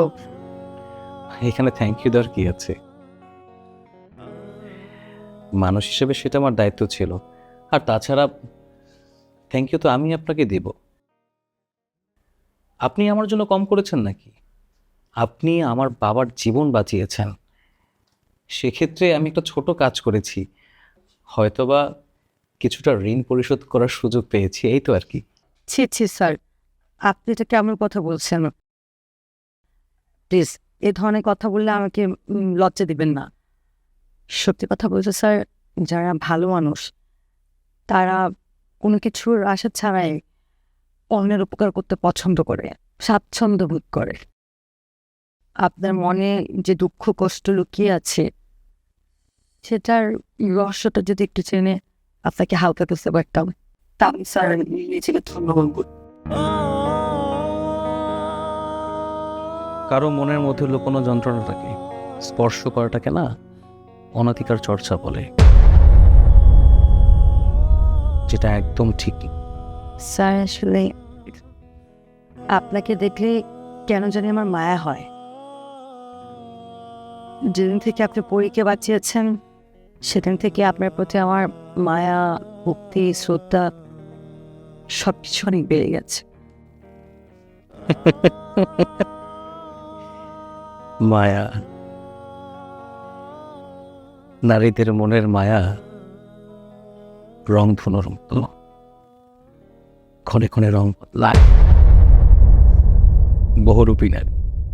শুনুন, আমি আর কোনো নারীর মায়ায় জড়াতে চাই না। সব নারী, সবার মায়া এক হয় না। হয়তো আপনার সাথে ছোট্ট একটা দুর্ঘটনা ঘটে গেছে, তাই বলে সবাইকে কিন্তু আপনি একই রকম বলতে পারেন না। আপনার অনেক কথা শুনে ফেলেছি। I am not interest. কাউকে নতুন করে আবিষ্কার করার কোনো ইচ্ছা বিন্দুমাত্র আমার নেই। নতুন করে কারো মায়ার জালে আমি আবদ্ধ হতে চাই না।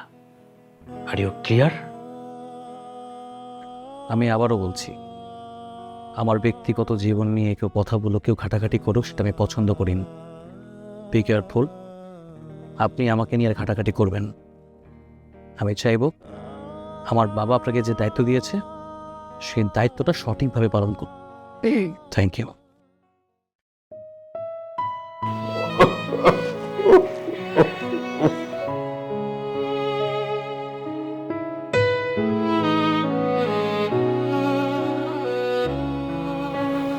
পুতুলের বাবা, তুমি এত টেনশন করো না। এই ধরো, এই গহনাগুলো বিক্রি করে তোমার চিকিৎসার ব্যবস্থা করো।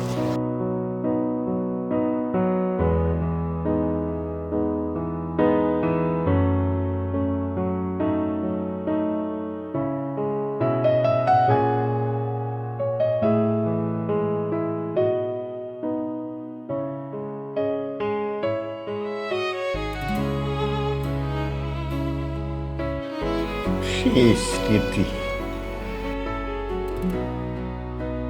বাবা শোনা এখন আর নতুন কি করে ভাবলে তোমার বিয়ের গয়না বিক্রি করে আমি আমার চিকিৎসা করাবো? কোনোদিনও সম্ভব না এটা। পাগনাম করো না পুতুলের বাবা। আমাকে একটা কথা বলি, আমার বাবার বাড়িতে যে সম্পত্তিটা আছে সেটা আমি বিক্রি করে নিয়ে আসি, সেই টাকা দিয়ে তুমি শুরু করো। না ওপেন নার্সারি করতে অনেকগুলো। না, আমি তোমাকে আগেও বলেছি, আমি আমার শ্বশুর বাড়ির কোনো সহযোগিতা আমি নেব না। তুমি জানো না, বাইপাস করতে অনেক টাকা লাগবে। কাজ করি, আমি মেয়ে পুতুলের সাথে আমি কথা বলি, মেয়ে কি বলবে? পুতুলের কয় টাকা বেতনে চাকরি করে বলো? ও এত টাকা কোথা থেকে পাবে? পুতুল কত টাকা বেতনে চাকরি করে সেটা আমিও জানি, কিন্তু তোমার মেয়ের সাথে পরামর্শ করলে ভালো কিছু বের হবে। আর যদি একান্তই আমি বিপদে পড়ে যাই, আমি এতটি বছর যার চাকরি করেছি আমজাদ হোসেন, সততার সাথে উনি আমাকে অনেক ভালোবাসতেন, অনেক আদর করতেন, অনেক বিশ্বাস করতেন। আমার বিশ্বাস ওনার কাছে যে যদি আমার এই সমস্যার কথা বলি, উনি আমার খালি হাতে ফিরিয়ে দিবে না, একটা না একটা কিছু করবে। যাই করো একটু তাড়াতাড়ি করো, তোমার শরীরের অবস্থা ভালো না। শোনো, গয়না কোনো নিয়ে যাও।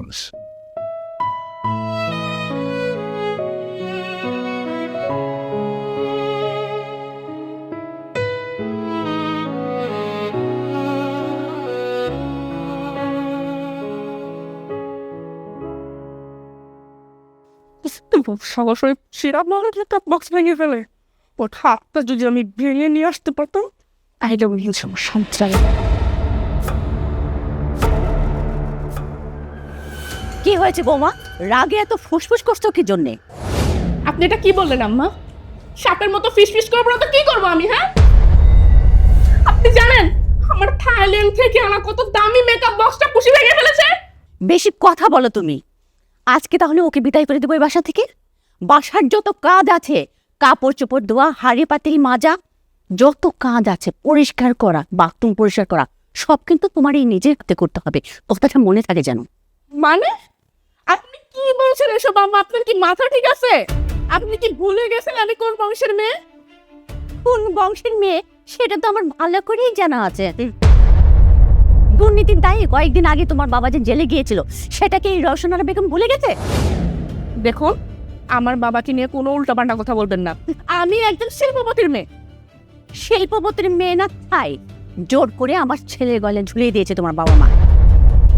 একদিনের জন্য কি এসেছে তোমাকে খোঁজখবর নেওয়ার জন্য? দেখুন, আজে বাজে কথা বলবেন না। আমার বাবার তো আর খেয়ে দেয়ে কাজ নেই যে হচ্ছে ঘুরে ঘুরে বেড়াবে। আমার বাবা বিজনেসের কাজে বিদেশে যায়, সে অনেক ব্যস্ত থাকে। আর এত যে বড় বড় কথা বলছেন, আপনারা কি কোনোদিন আমার বাবাকে ইনভাইট করছেন? আপনি তোমার ফ্যামিলির কাউকেই দেখতে পারেন না। ইসি রে, চোরের মেয়ের আবার বড় বড় গলা। দেখুন আম্মা, আমি আপনাকে বারবার বলছি যে আমার বাবাকে নিয়ে কোনো কথা বলবেন না।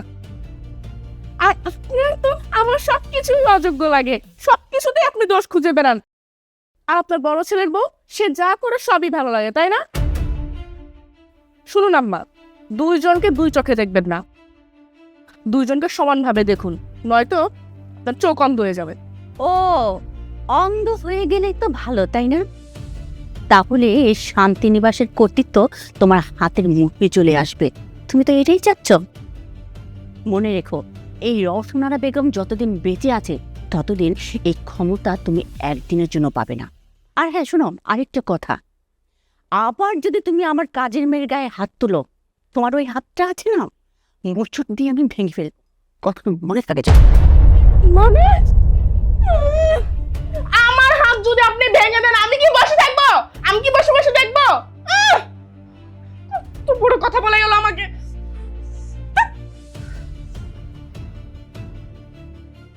এই, তোখানে কতদিন মানা করেছি মহল্লার ছেলেপেলেদের সাথে মাঠে খেলতে যাবি না, তারপরেও গিয়েছিস।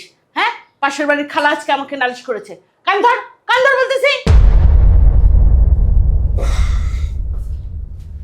কি ব্যাপার, তাল গাছ একটা দাঁড়িয়ে কেন? দাঁড়িয়ে কেন জানো না তুমি? তোমার মেয়ের পড়াশোনার একটুকু মনোযোগ নেই, মহল্লার ছেলেদের সাথে মাঠে খেলতে যায়। পাশের বাড়ির খালা আজকে আমাকে নালিশ করেছে। বুঝতে পেরেছি, ঠিক আছে, আজকের মতো একটু মাফ করে দাও। এই যা পানামা, যা হাত মুখ দিয়ে পড়তে বস, তোর পড়াশোনায় কোনো মনোযোগ নেই।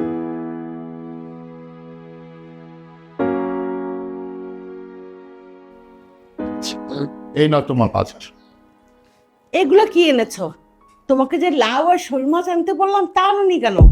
ও, লাউ আর শোল মাছ আনতে বলে গেছি, শুধু এটা ভুলে নাই, আমার ওষুধ আনতে ভুলে গেছি।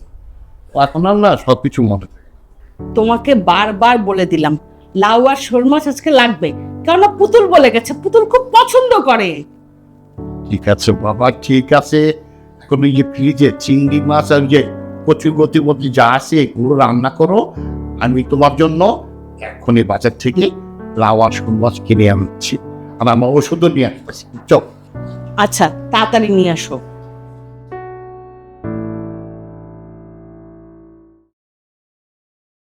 দেখুন, আপনারা যদি সঠিক তথ্য না দেন তাহলে কিন্তু আমি বাঁকা মতো রাখবো। স্যার, খায়ের সাহেব এই অফিসের অনেক পুরাতন কর্মচারী, আমার মনে হয় উনি সব জানে। আমি জানি মানে? ম্যাডাম, আপনি এসব কি বলছেন? আরে আমার এটা ভাবতেও তো লজ্জা লাগছে। ম্যাডাম, আপনি ভারপ্রাপ্ত চেয়ারম্যান কেমনে হলেন বলেন তো? স্যার, আপনি কি এখানে আমার প্রমোশন কীভাবে হলো সেটা জানতে এসেছেন না কোনো কিছু? দেখলেন অফিসার, কিভাবে আপনাকে ইনসাল্ট করে কথা বলছে? খায় সাহেব, বলুন তো অ্যাক্সিডেন্টটা কীভাবে হলো? বকেয়া পাওনার জন্য শ্রমিক বিদ্রোহ হয়েছে। আমার মনে হয় ওদের ভিতর কেউ এই ক্ষোভের বশবর্তী এই ঘটনাটা ঘটিয়েছে। এত কিছু জেনেও আপনি একজন ম্যানেজার হয়ে দমন করতে পারলেন না? সবই বুঝলাম, কিন্তু আমদার সাহেবকে গাড়ির চাপাটা কে দিল? অফিসার, এখনো বোঝেন নাই, চেয়ারে বসার জন্য অঘটনটা উনি ঘটিয়েছে। হ্যাঁ সাহেব, ডোন্ট ক্রস ইউর লিমিট। আমাকে বলুন, ওই ক্রিমিনালটার সাথে আপনার কিসের সম্পর্ক? ওরা কেন অফিসে আসে? আপনি ওদেরকে কিসের টাকা দিন বলুন স্যারকে।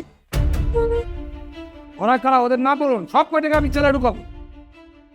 অফিসার, আমাকে জিজ্ঞেস করছেন কেন? উনি যেহেতু সব কিছুই জানে, ওনাকে জিজ্ঞেস করেন। স্যার, আপনি অফিসে সিসিটিভি ফুটেজটা দেখেন, তাহলে সব কিছু পারবেন। ওকে, আমি ফুটেজ দেখছি, দেখা না পর্যন্ত কেউ অফিস ত্যাগ করতে পারবেন না। তুল ম্যাডাম, আপনি কিন্তু সীমা লঙ্ঘন করছেন, এর পরিণাম কিন্তু ভালো হবে না। একটু সাবধানে পা ফেলবেন, পা পিছলে পড়ে যে জীবনটা হারাতে হবে। ওই যে চট্টগ্রাম কলেজে মেয়ে পা পিছলে নর্দমায় পড়ে গেছে আর তার জীবন বাঁচেনি, খবরে দেখেননি? যে পা শক্ত শিকল দিয়ে বাঁধা, সে পা পিছলে কখনো নর্দমায় পড়ে না খায়ের সাহেব, সেটা আমি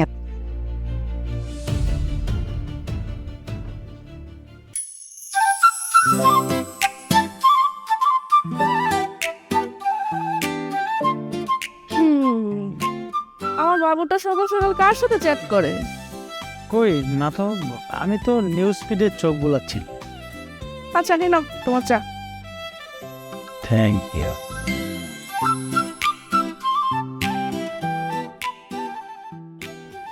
ওয়াও, তুমি এত ভালো চা বানাতে পারো? চা খেয়ে মনে হচ্ছে যে স্বর্গের দেবীর হাতের চা খেলাম। আসলে হয়েছে কি জানো, তোমার মনটা যদি ভালো থাকে না, তুমি হাসলে পৃথিবী হাসে।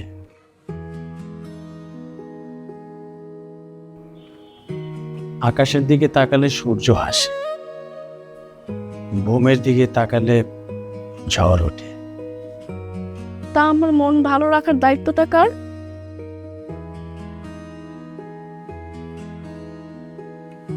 আমার। করতেছো দিনে দুপুরে কেউ যদি দেখে ফেলে ছাড়ো। আহা, আমি কোনো একটা মেয়ের সাথে প্রেম করতেছি না, আমি তোমার ওয়াইফকে ধরছি, তাই না? আরে দেখ ছাড়ো, আমি তোমার জন্য নাস্তা বানিয়ে নিয়ে এসেছি।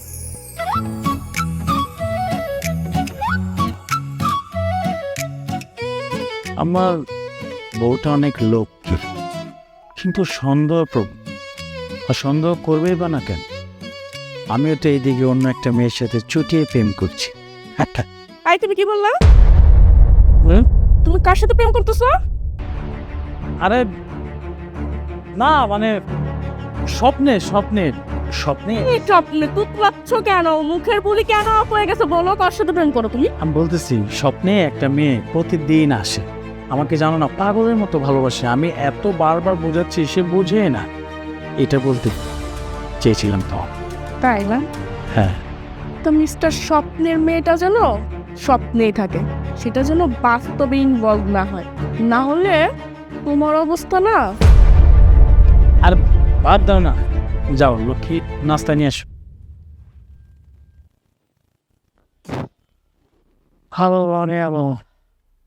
আর একটু হলে তো ধরা পড়ে যেতাম। সর্বনাশ, বুদ্ধির জোরে বেঁচে গেলাম।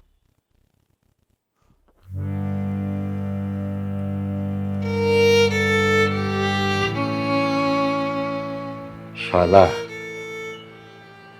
আমার শরীরের অবস্থা বেশি ভালো না। কবে যে উপরে থেকে ডাক আসে, ডাক আসলে তো চলে যেতে হবে। যাওয়ার আগে যদি আমার মায়ের ডাকটা ভালো পাত্রের কাছে তুলে দিতে পারতাম, তাহলে ময়ূরও শান্তি পাইতাম। আমাদের তো ছেলে নেই,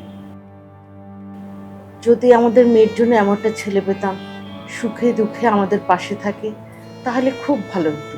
আমিও ভাবছিলাম। আচ্ছা শোনো, ওই আমার বোনের ছেলে রায়হান, ওরে তোমার কেমন লাগে? মন্দ নয়, সুশিক্ষিত, স্মার্ট, সরকারি চাকরিজীবী। আমার মনে হয় না পুতুল না বলবে। তারপরেও ছেলেকে মতামত দেওয়ার আগে পুতুলের সাথে একটু আলাপ করে নিলে ভালো হতো না? আমার মেয়ে জীবন তো পুতুলকে বউ করে তাদের বাড়িতে নেওয়ার জন্য এক পায়ে খাড়া। আমরা তো মতামত এখনো দেই নেই, দেখা কিছু বলছে না। যাই করো, পুতুলের মতামত না নিয়ে ছেলের বাড়িতে পাকা কথা দেওয়াটা ঠিক হবে না। তুমি কি একটু পুতুলকে জিজ্ঞেস করবা আর কোনো পছন্দ আছে কিনা, আর কোনো মতামত আছে কিনা? কিন্তু এই যুগের মেয়েরা তো এতদিন অপেক্ষা করে না, বাবা মার মতের জন্য বসে থাকে না। ওর যদি এমন কিছু বাইরে রিলেশন থাকতো ও অবশ্যই আমাকে বলতো। ও আমার কোনো কথা লুকায় না, সব কথা আমার সাথে বন্ধুর মতন শেয়ার করে। আমার মনে হয় না ওর এমন কিছু আছে।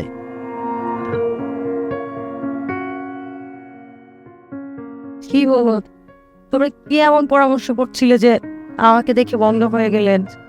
না রে মা, তেমন কিছু না। আমার শরীরটা তো বেশি ভালো না, কখন কি হয়ে যায় ঠিক নাই। তাই বলছিলাম কি, ভালো একটা পাত্রের হাতে তোরা তুলে দিতে পারলে আমি মরেও শান্তি পেতাম। ওই যে আপনার মেজ বোনের ছেলে আছে না, রায়হান তোকে পছন্দ করে, আর রায়হানের মা তোকে বউ করে তাদের বাড়ি নিতে চায়। এখন তোর মতামত কি? বাবা, আমি তো তোমাকে অনেকবারই বলেছি আমি এখন বিয়ে শাদী নিয়ে ভাবছি না। তাছাড়া আমার কোনো বড় ভাই নেই, তুমি অসুস্থ। আমি এখন বিয়ে করে ফেললে এই সংসারটা কে চালাবে? পরীর পড়াশোনা আছে, পড়াশোনার টাকা কে জোগাড় করবে বলো? তাছাড়া রায়হান ভাইকে আমি সবসময় ভাইয়ের চোখেই দেখেছি। আমি রায়হান ভাইকে নিয়ে কখনো এই ধরনের কিছু চিন্তাই করতে পারি না।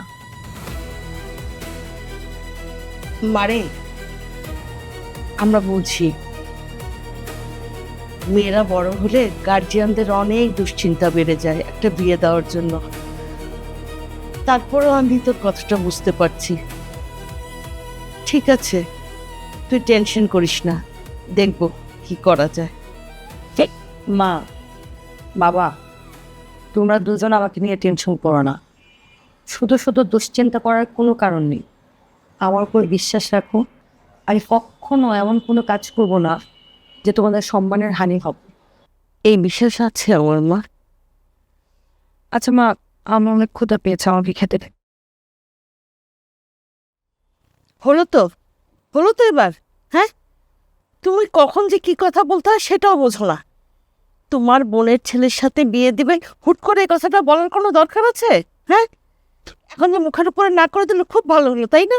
আমি তো বুঝতে পারিনি ব্যাপারটা এইভাবে ঠিক করে মনটা চলে আসবে, আমিও বলে দিচ্ছি। তোমাকে নিয়ে আর পারলাম না, খেতে এসো, খাবার দিয়েছি।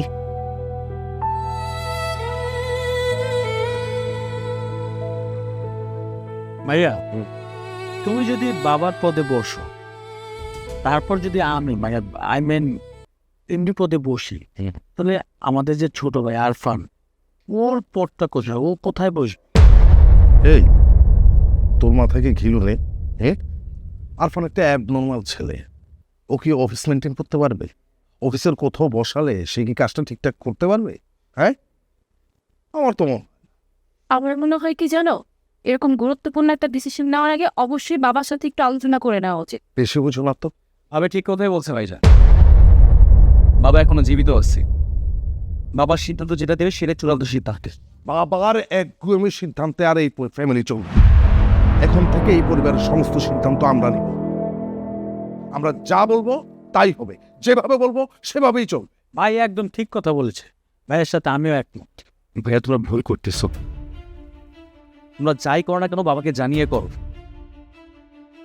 তা নাহলে কিন্তু হিতে বিপরীত হতে পারে। আরফান, তুমি কি বড়দের থেকে বেশি বোঝো? ওনাদের সিদ্ধান্তের উপর পদ্মারি করছো কেন? ভাবি মুখে লাগাম দিয়ে কথা বলো, তুমি অনেক কিছুই জানো। যারা ভাবে আমি অ্যাবনর্মাল, তারা না বোকার রাজ্যে বাস করতেছে। আসলে তারা নিজেরাই তো অসুস্থ, তারা নিজেকে সুস্থ মনে করে। এই শান্তি নিবাসের মহান কর্মকর্তা তাদেরকে বসিয়ে বসিয়ে খাওয়াতেন না। তোমরা দুজন তো রূপচর্চা নিয়ে ব্যস্ত থাকো, নিজেদেরকে সময় দাও। তোমরা কি একটাবার ভেবেছো, একটাবার জানতে চেয়েছো রাতের আধারে তোমাদের স্বামীরা কোথায় যায়, কি করে? যদি একটাবার জানতে পারতা তখন বুঝতা আসলে কি সুস্থ আর কি অসুস্থ। আরফান, একটা থাপ্পড় মেরে তুই দাঁত ফেলে দেবো, বেয়াদব কোথাকার। মুরব্বীদের মুখের উপর কথা বলিস। আরফান, তোর এত বড় স্পর্ধা, ভাইয়ার বিরুদ্ধে কথা বলিস না? বিরোধিতা আমি করি নাই, তোমরা করছো। আমাকে মাইনাস করে দিয়া পুরো রাজ্য তো একামক করবা। কেউ খাবে কেউ খাবে না, তা হবে না, তা হবে না। মানুষের জীবনে ঝড় আসে, তখন সেই মানুষগুলো না নীরবতা পালন করে। আমি সেটাই করছি, নীরবতা পালন করছি। আমি অ্যাবনর্মাল নই, আমি ভালো আছি, আমি মানুষ। একটা কথা কান খুলে শুনে রাখ, এই শান্তি নিবাসে যদি কোনো অঘটন ঘটে, যদি কোনো ষড়যন্ত্র আসে, আমি কাউকে ছাড়বো না। পুরো বাড়িতে আমি আগুন লাগিয়ে দেবো বলে দিলাম। ইয়ার স্থান যে এত বেড়ে গেছে আমি তো আগে জানতাম। দেখে নিও, এই আরফানে একদিন শান্তিনিবাসে রাজত্ব করবে, আর তোমরা দুই ভাই বসে বসে আঙুল চুষবে। আরফানের যে বুদ্ধি, সে বুদ্ধির কাছে তোমরা এখনো দুধের শিশু।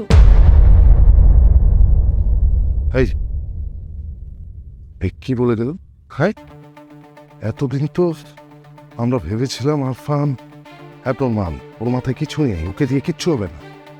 কিন্তু এখন তো দেখতে পাচ্ছি ও আমাদের চাইতেও ব্রিলিয়ান্ট। ভাইয়া, মাথাটা ঠান্ডা করো তো। আরফানের বিষয়টা আমি দেখতেছি, আপাতত এই বিষয়টা মাথা থেকে ঝেড়ে ফেল। আমি ছাড়তে পারছি না, আমি ছাড়তে পারছি না। আমার মাথায় কাজ হচ্ছে না। ছোট ভাই এত দেয়াদু হয়ে গেল।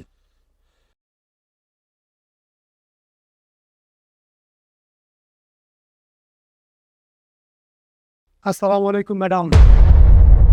ওয়ালাইকুম আসসালাম। কি আপনারা কথা নয় বার্তা নয় একেবারে আমার রুমে ঢুকে গেছেন উইদাউট মাই পারমিশন। ইউ? আমি কারো অনুমতি নিয়ে আসি না, আর আমার কোনো অনুমতি লাগে না। এই পানটি যেই জায়গা যায় ওই জায়গা বোঝাতে পানটি আইছে। ওই পরিষদে আমার বসের নাম হলো পানটি, মানুষের নাম শুনলে বাজার বন্টি। আপনি ওনাকে চিনেন না? এত ভঙ্গিতা না করে কি জন্য এসেছেন সেটা তাড়াতাড়ি বলে ফেলেন। আমার জরুরি মিটিং আছে। আচ্ছা বলুন তো, আপনি খায়ের সাহেবের পিছনে কারণে গেছেন? খায়ের সাহেব কিন্তু আমার লোক। আপনি কেন আমাদের জুড়ে ব্যবসা বন্ধ করছেন? আমি কেন ব্যবসাটা বন্ধ করে দিয়েছি সেটা আপনারা দুজনেই খুব ভালো করে জানেন। আমি এই চেয়ারে যতদিন বসে আছি, কেউ আমার চোখের সামনে দিয়ে 2 নম্বরে ব্যবসা করতে পারবেন। আপনি খুব ইমানদার মানুষ না? আপনি ইমানদারি করে এই চেয়ারে নষ্ট পারবেন না। এই চেয়ার কিন্তু আমরা হাওয়ায় নেবো না। কিরে বলাই কথা কো। ম্যাডাম শুনেন, আপনি যদি চান বাঁচতে চান, বছরে জুটের ব্যবসা বন্ধ করার চেষ্টা করেন না, তাহলে কিন্তু একদম কেরাবেরা করে দিব। আপনাদের এত বড় সাহস যে আপনারা আমার অফিসে এসে আমারই সামনে বসে আমাকেই হুমকি দিচ্ছেন। আচ্ছা বলুন তো, খায়ের সাহেবের পিছনে আপনি কেন লেগেছেন? উনি আপনার কি ক্ষতি করেছে? আমি ওনার পিছনে কেন লাগতে যাব? উনি একজন খারাপ লোক। ন্যায় নীতিতে আমি আপোষহীন, আর অন্যায় আবদার রক্ষা করা আমার কাছে। আরেকটা কথা স্পষ্ট করে জেনে রাখুন, আমজাদ স্যারের নির্দেশ এবং পারমিশন ছাড়া আমি কোনো কাজই করি না, করব না। যদি পরিবার পরিজন নিয়ে শান্তিতে থাকতে চান তাহলে খায়ের সাহেবকে ছেড়ে দেন। আপনি প্রয়োজনে চাকরি ছেড়ে দেব, তারপর অন্যায় দুর্নীতিকে আমি প্রশ্রয় দিব না। এটা আমার চ্যালেঞ্জ। ম্যাডাম, আপনি যে চ্যালেঞ্জ করতেছেন সেই চ্যালেঞ্জে পানি পাইতে যাবো, কারণ আমার বসের নাম পারবে, লোকের নাম শুনলে বাজার বন্টি। আর কখনো কোনোদিন যদি উইদাউট মাই পারমিশন আমার অফিসের আশেপাশেও আপনাদেরকে দেখি, তাহলে আমি কাউকে ছাড়বো না। অলরেডি আপনারা আবার পাশে কি আমার মা বাবাকে তখন হুমকি দিয়ে আসছেন। ফার্স্ট অন্যায় করেছেন, সেকেন্ড অন্যায় আবার আমার অফিসে এসেছেন। নেক্সট টাইম কখনো কোনো কিছু করার আগে 10 বার ভাববেন, নয়তো আইনের আশ্রয় নিন। বের হয়ে যান। আমি যে কথাটা বলতে আসছি কথাটা মাথায় রেখেন, নাহলে কিন্তু খুব খারাপ হয়ে যাবো। ওই আয় মোলাই। ম্যাডাম কতটা চিন্তা করে দেখে, আর বেশি বাড়াবাড়ি করলে এরা বেড়া করে দিব।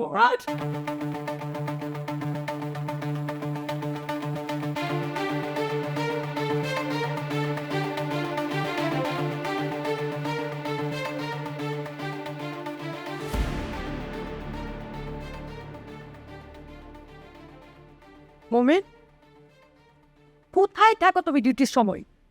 আমার পারমিশন ছাড়া কিভাবে দুটা অন্ধ প্রতারক আমার অফিসে ঢুকে গেল? এক্ষুনি আমাকে নিয়ে আসো।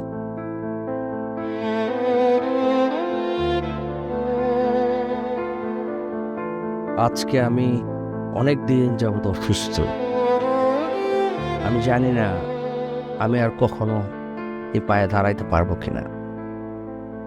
আমার চিকিৎসা এদেশে সম্ভব না। এই জন্য তোমাদেরকে ডাকছি ভবিষ্যতের প্ল্যানিং করার জন্য। বাবা, আপনি ইনশাল্লাহ অবশ্যই সুস্থ হয়ে যাবেন। প্রয়োজন হয় আমরা উন্নত চিকিৎসার জন্য আপনাকে সিঙ্গাপুরে নিয়ে যাব। তার আর প্রয়োজন হবে না। আমি আর পরিশ্রম করতে চাই না। আমি রেস্ট নিতে চাই। আমি রিটায়ার করতে চাই। বাকিটা জীবন এই শান্তি নিবাসে কাটাতে চাই। হ্যাঁ, তোর বাবা অনেক পরিশ্রম করেছে, এবার তোর বাবাকে একটু রেহাই দিতে তোরা। আর সব যার যার দায়িত্ব ঠিকঠাক মতো বুঝিয়ে। আমি তো আগে বাবাকে বুঝিয়ে বলেছিলাম যে আমাদের ব্যবসার দায়িত্বগুলো বুঝিয়ে দিত। সে কি আমাদের কথা শুনেছে? বাবা, এখানে আর কথা না বাড়িয়ে আপনি আপনার সিদ্ধান্তটা বলুন। ছাড়া এর মধ্যে আমি গোলমাল পাঠিয়েছি অনেক, সেগুলো আর নাই বলি। আপনি জাস্ট আপনার সিদ্ধান্তটা বলে দিন। এতদিন তোমরা যে ভুল পথে চলেছ, তোমরা যদি সঠিক পথে না আসো তাহলে আমার ব্যবসার কোনো অংশীদারি আমি তোমাদেরকে দিব না।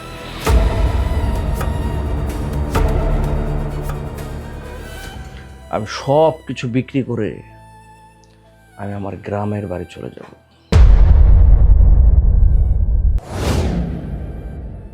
বাবা, বাবা, আমি আর জীবন কোনোদিন ভুল করব না। আপনি আমাকে ক্ষমা করে নেন বাবা। আমি আপনাকে কথা দিচ্ছি, আমি আর জীবনে কোনোদিন আপনার কথা অমান্য করে নাই। আপনি যা বলবেন তাই শুনবো। আপনার নির্দেশ, আপনার আদেশ আমি অক্ষরে অক্ষরে পালন করবো বাবা। বাবা, আজকে থেকে আমিও ভালো হয়ে গেলাম। এখন থেকে আপনার আদেশ মেনে চলবো। সবাইকে বুঝিয়ে দেব যে বাবার আদর্শে তার ছেলেরা বড় হয়েছে। বাবা, আমরা দুজন আমাদের ভুল বুঝতে পেরেছি বাবা। ছেলেরা যেহেতু এত করে বলছে, বাদ দাও না, ওদের অধিকার ওদের ঠিক ঠিক বুঝিয়ে দাও। তোমাদের সম্পদ রক্ষা করার দায়িত্ব তোমাদের। তোমরা যদি রক্ষা করতে পারো সফল, আর যদি রক্ষা করতে না পারো তাহলে তোমরা ব্যর্থ।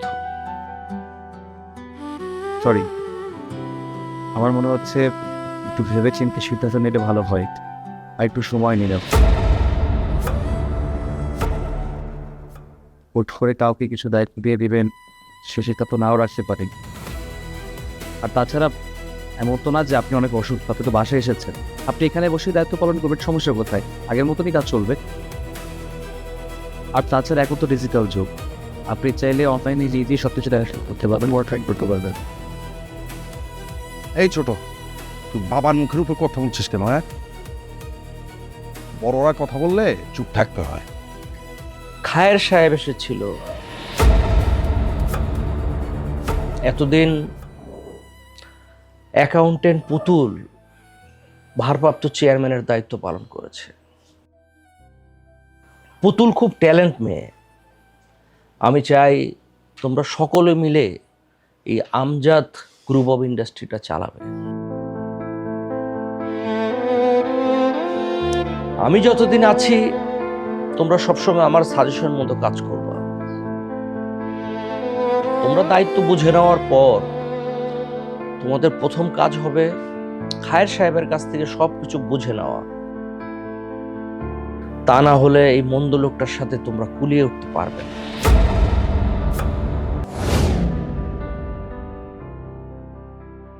তাহলে বাবা, অফিসে কে কোন পদে বসবে আপনি যদি বলে দিতেন তাহলে একটু ভালো। হ্যাঁ ভাই, রাকিব আমার পথ পাশে, মানে রাকিব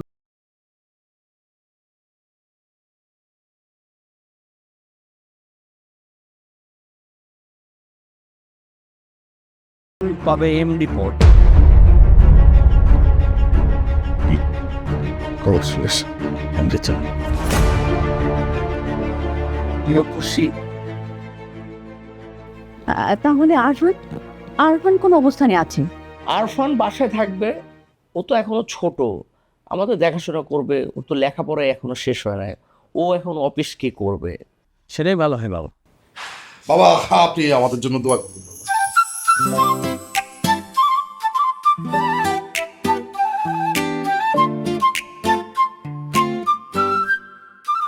সরি টু সে বাবা, একটা কথা না বলে পারছি না। আপনি একটা ভুল সিদ্ধান্ত নিয়েছেন। এই তুই একদম চুপ থাকবি, তোর বাবা যে সিদ্ধান্ত নিয়েছে ওটাই সঠিক। হ্যাঁ, আমার কথা তো গুরুত্ব দিচ্ছ না। কিছুদিন যাক, নিজেরাই ভাবছ।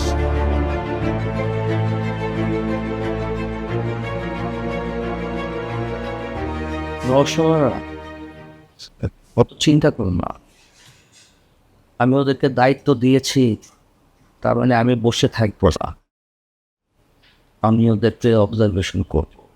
আমি 3 মাস দেখব, ওরা যদি ওদের দায়িত্ব ঠিকভাবে পালন করতে না পারে, ওদের দায়িত্ব ঠিক ওদেরকে আমি আবার সরিয়ে